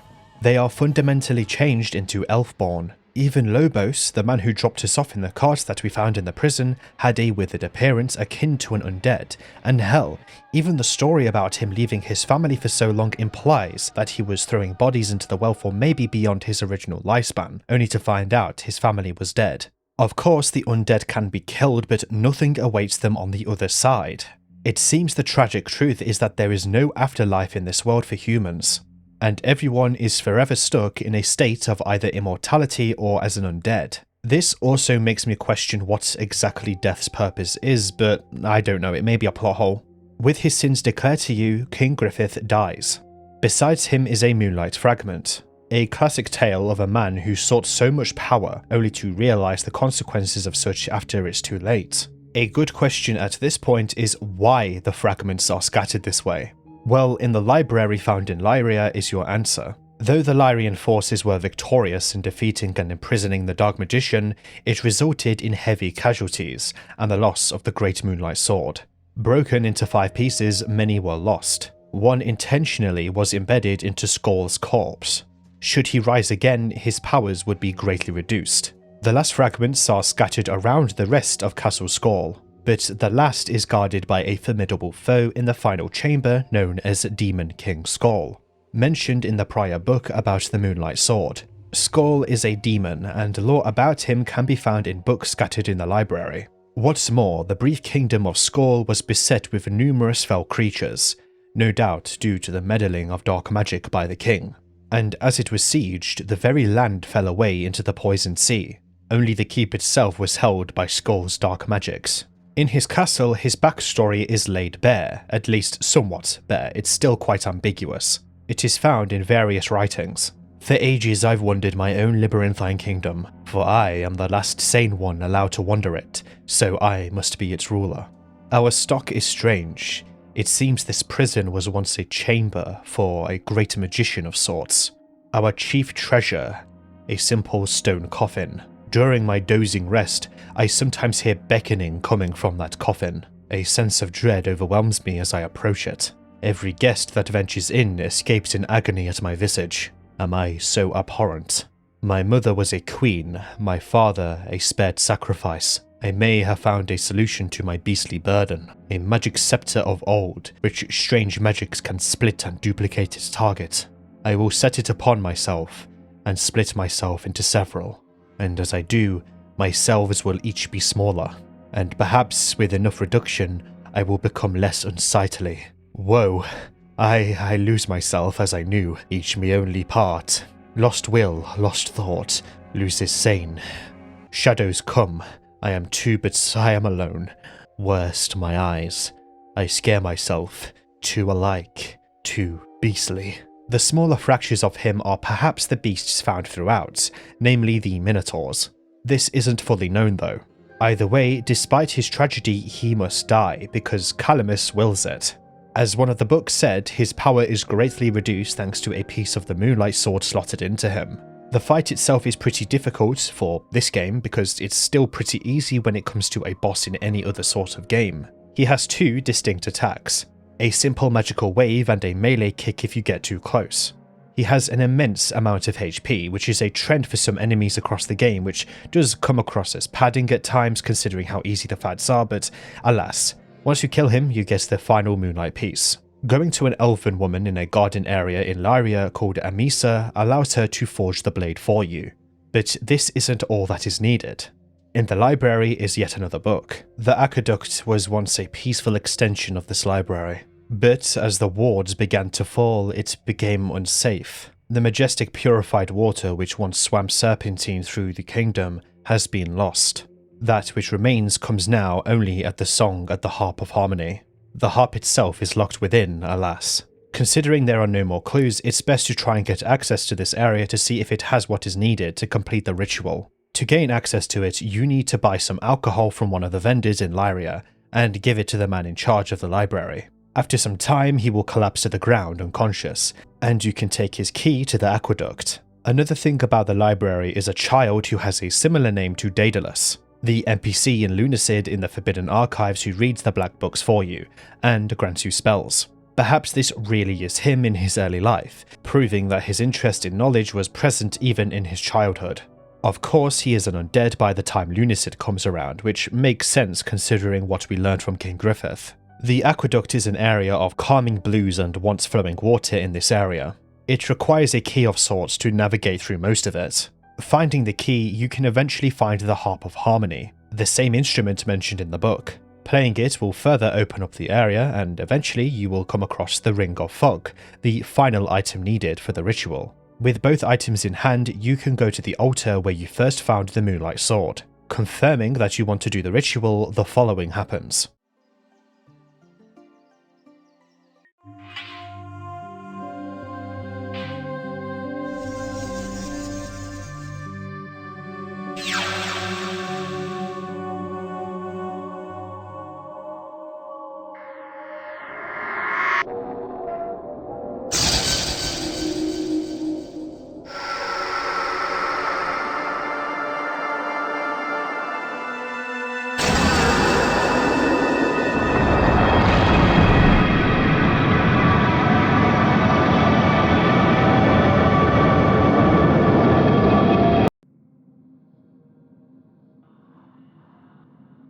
This is what leads to the events of Lunacid. Calamus enhanced the fog to hasten the liquid moonlight, causing the Great One to stay in a state of slumber.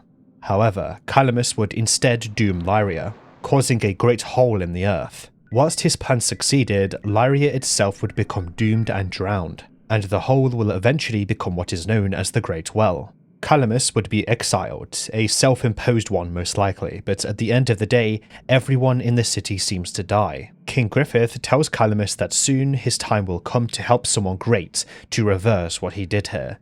This refers to the protagonist of Lunacid. All Calamus can do now is rest eternal, or at least until someone comes along to save the world in their own way. This is the end of Tears of the Moon. There is no other ending.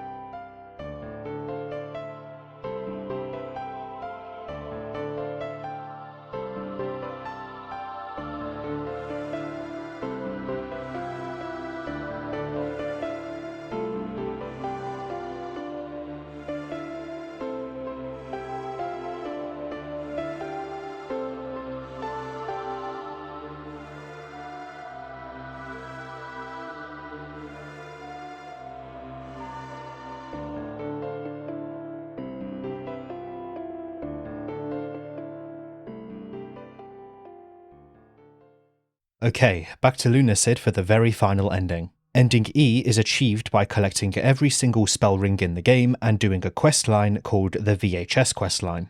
After that, you must approach the Dreamer like in Ending A. Now is a good time to actually clean up some areas and the game in general. This allows me to finally explain the screen in the Fanu Castle and the VHS questline. Think of this as a sort of final goodbye to the world of Lunacid as you collect every single spell ring in the game, because you're going to need it by the end of this game. Up until this point, I have covered pretty much every single area in the Great Well, except one. Yes, the Great Well, but not the game in general. We are actually yet to see another area besides the one I'm about to mention, but for now let's stay on topic. You might think this is going to be some sort of secret area, but no, I've left it until now to prove just how optional some of Lunacid is, which in turn increases its sense of discoverability on either repeat playthroughs or increased exploration. I also just think it's nice to return to a simple area before we delve into the really insane last ending the game has. I want to just put on display just how varied Lunacid is by going from one end of the lunacy spectrum to the other. See what I did there? Laugh now. This area is called the Yosai Forest and is actually accessible from the very first area of the game, the Hollow Basin. The Yosai Forest's entrance is found when you go either through an upper path in the Temple of Silence or drop down onto the path that leads directly to the forest, which is seen below the path that leads to the Forbidden Archives. Next to it is a mirage that you can hit to get a convenient shortcut back to the Hollow Basin Say Crystal, although I'm not sure why since the Yosai Forest has a crystal right at its entrance, but more options are always nice I guess, especially if you want to go to the Temple of Silence quicker, which is usually a bit of a walk to get to. So, the forest.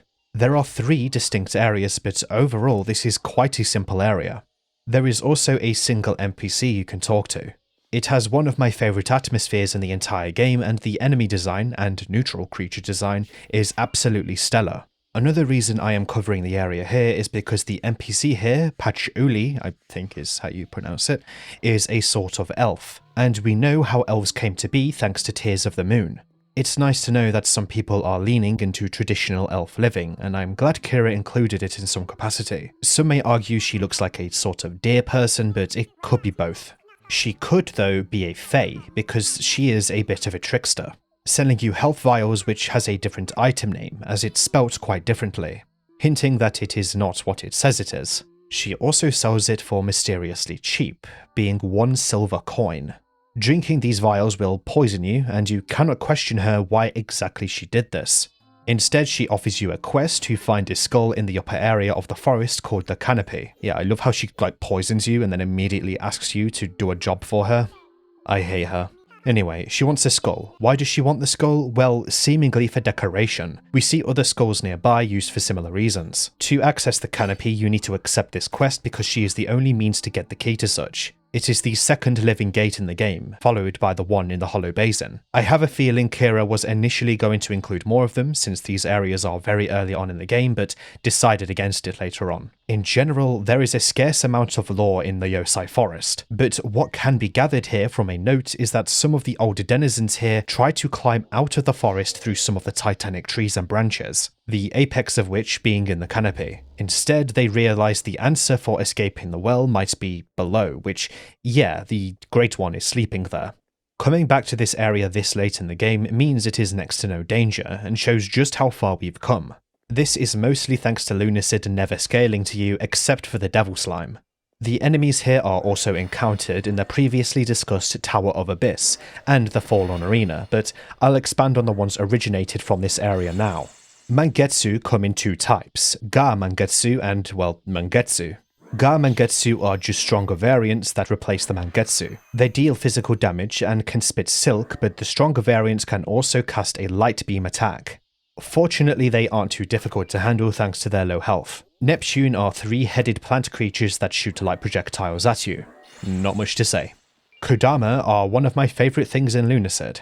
Spectral rabbits that don't attack you but instead fight back if you damage them with relatively low damage. I want a lamp in the shape of one so bad, they are absolutely adorable. The only thing I don't like about them is the 2% drop rate of their spell, which had me kill them for half an hour. Not as bad as the snails though, which I had to grind for 2 hours straight for their summon snail spell. The summon Kodama spell simply summons a Kodama that shoots light projectiles at enemies nearby. Every summon spell acts somewhat similar to this way.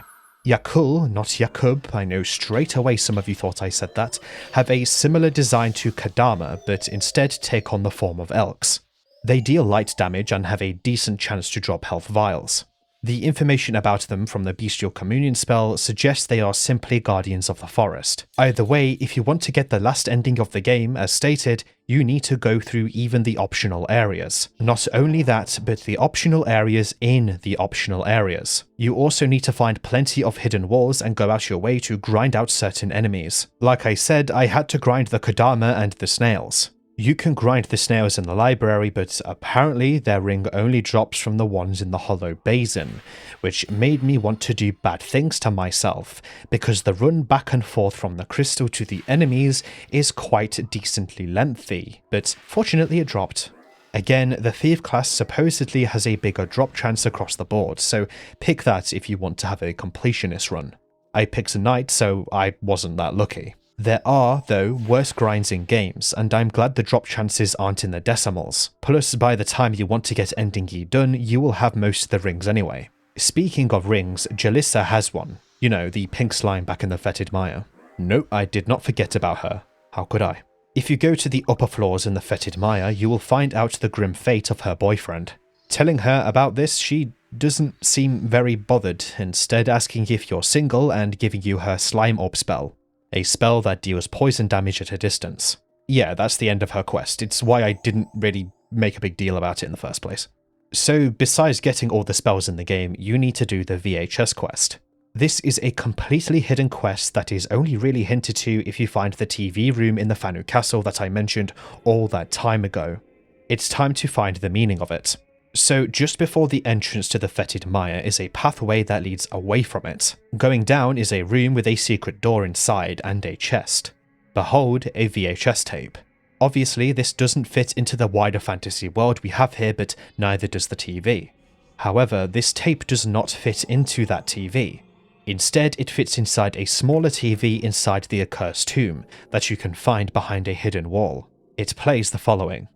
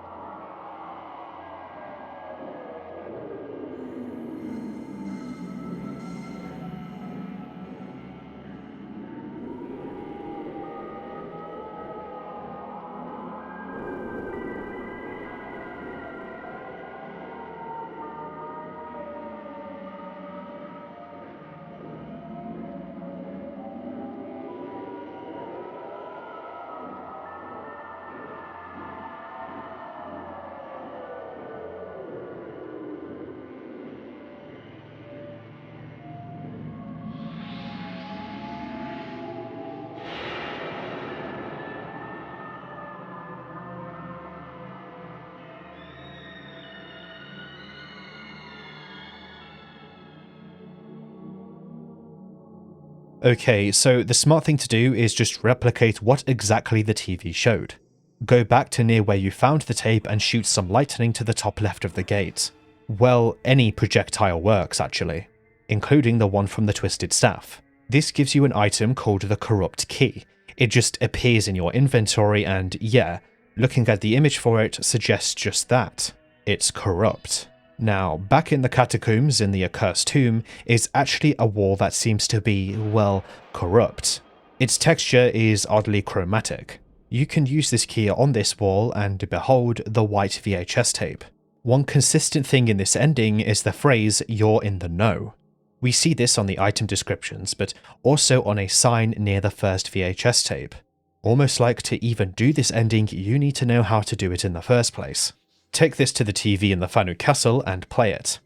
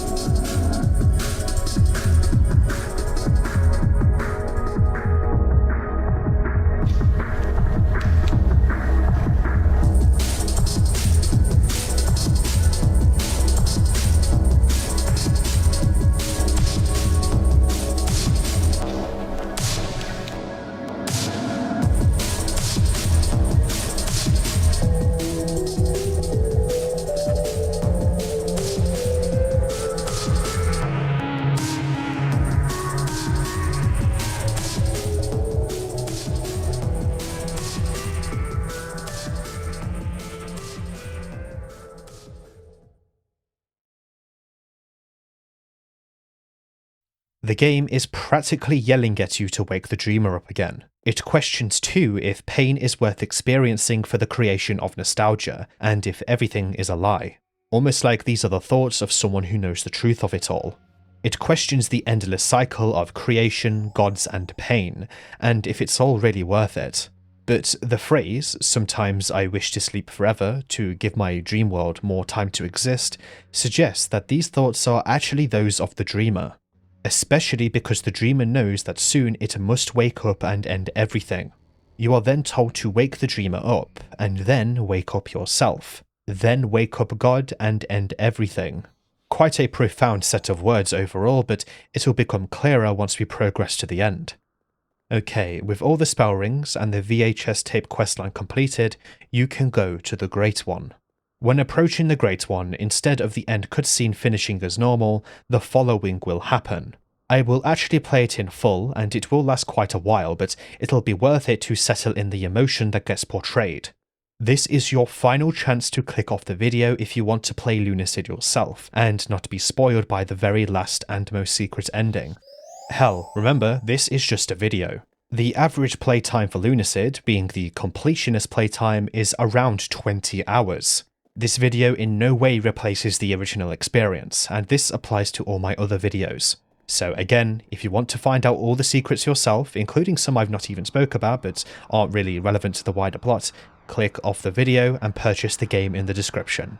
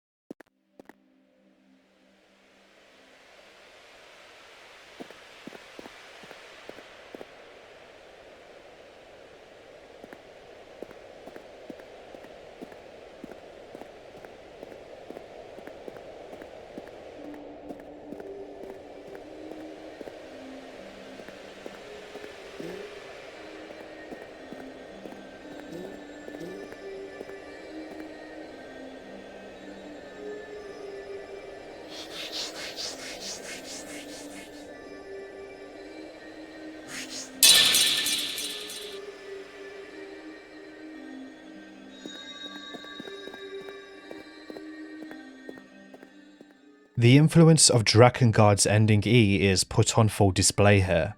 If you want to know what I'm referring to, either play Drakengard yourself or watch my video on the game.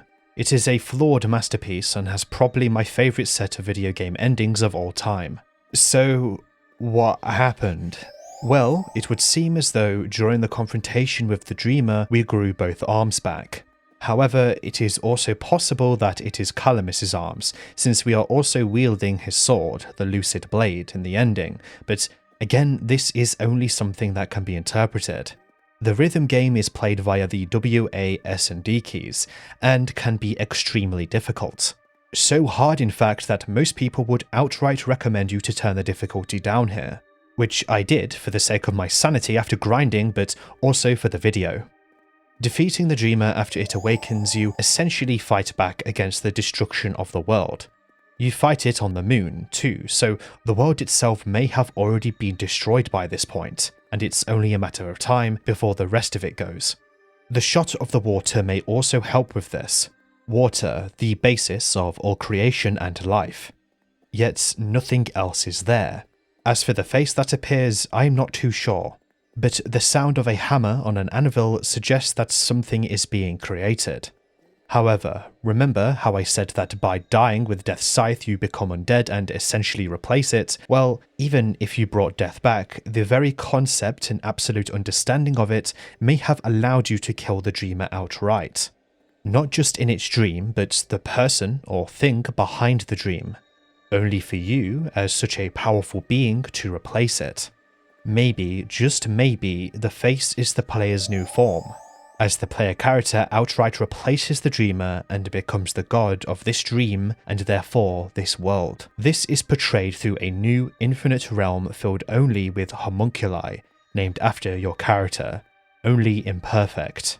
They do nothing except wander aimlessly and try to hit you, dying in one hit. They are by far the most simple enemy in the game, and intentionally such. Remember how I said the Forlorn Arena might be the biggest area? Well, I lied. This is because it never ends. This is the realm of the player, named after them and everything. You cannot use teleportation spells to go back to the Great Well, as the game outright tells you, there's nowhere to go back to. There is nothing left for you. This is your world now, and only you, as the Dreamer, can forge it. But why is there nothing here? This could be interpreted in many ways, perhaps even more ways than anything else in this game. Perhaps the character is so empty after such that they simply give up, or maybe they are yet to dream of anything. But the white VHS also says, quote, "Do those in a dream have dreams as well?" unquote. It is simply not known. If someone who cannot dream replaces the one whose dreams creates everything, then what is there? Nothing. There will be nothing, and there will continue to be nothing. This is the absolute end of Lunacid. There is nothing after this. No more endings, no more answers. And it is perfectly executed. As the game tells you, there is nowhere to go back to. Lunacid is ultimately about deciding if something is worth existing and whether or not that thing should define you to some degree beyond its existence. Ending A's monologue with real-life footage is basically the game screaming at you that dreams can be a source of inspiration. You can apply that to anything: friendships, trauma, a terrible breakup, a family member, a friend or a pet dying. These things can define you. In Lunacid's very specific case, it could be referring to creative inspiration, but penning it as one thing is disingenuous, considering just how broad the entire game is and the ways things can be interpreted. Another angle you can view this from is nostalgia. Experiences in any form can cause nostalgia, but nostalgia can be dangerous. Reminiscing is good for the soul, but it is also unhealthy at times. To move forward in life, it's best to move onward endlessly because, well, after all, it's all we can do. Use experiences in healthy ways, such as creative ones, or take them as learning experiences. This was the story of a dreamer, a world on the brink of non-existence, and a grand adventure of discovery and survival. If you want to purchase Lunacid for yourself, consider doing yourself a favor and go to the description to do so. It's incredibly underpriced and might even be on sale, and even if you think that by watching this video you've experienced it, I really do think you will benefit going through it yourself and taking a piece with you on your own. As I said, this applies to all the games I cover.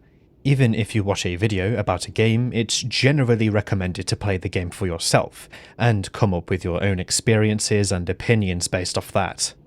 Ending CD is personal, and the human part of the game that I was referring to at the very start. Lunacid, at the end of the day, is about the pursuit of happiness, and one who hates themselves cannot love and cannot place their trust in anyone.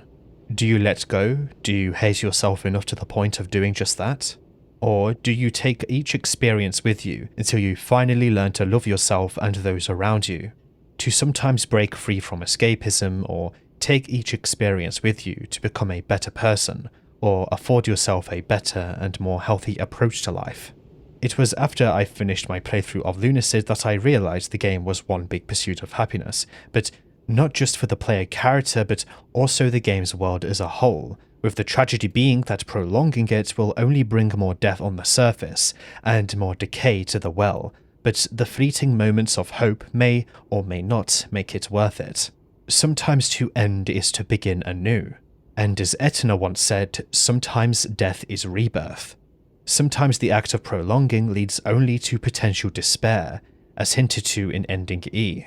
Ending E's discussion can be so large though that anything I may add to it could be debated endlessly, but my interpretations about that ending in that section is something I seriously do believe in.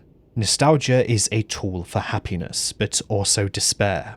Prolonging experiences can bring either, but sometimes it's okay to accept the now, the current, the you. It's all going to be okay either way, because your prolonging is proof enough of your love for life. Congratulations. Some special thanks here I want to vocalise before they are shown in the credits. Sapro is the illustrator of Lunacid, and they let me use their art in the thumbnail. They are incredibly talented and linked below in the description. I also want to thank Phantom Raptor, Crumble Koek, Renka and Boreal, who all wrote and contributed to some extremely helpful guides for Lunacid, including some fan-made maps since Lunacid doesn't have any maps for its areas. Finally, I want to thank Kira themselves for making Lunacid. Not really much to say besides if it wasn't for them this game wouldn't exist. A very talented developer who deserves all the attention. And finally, I want to thank you for watching. Stay safe, and please look after yourself.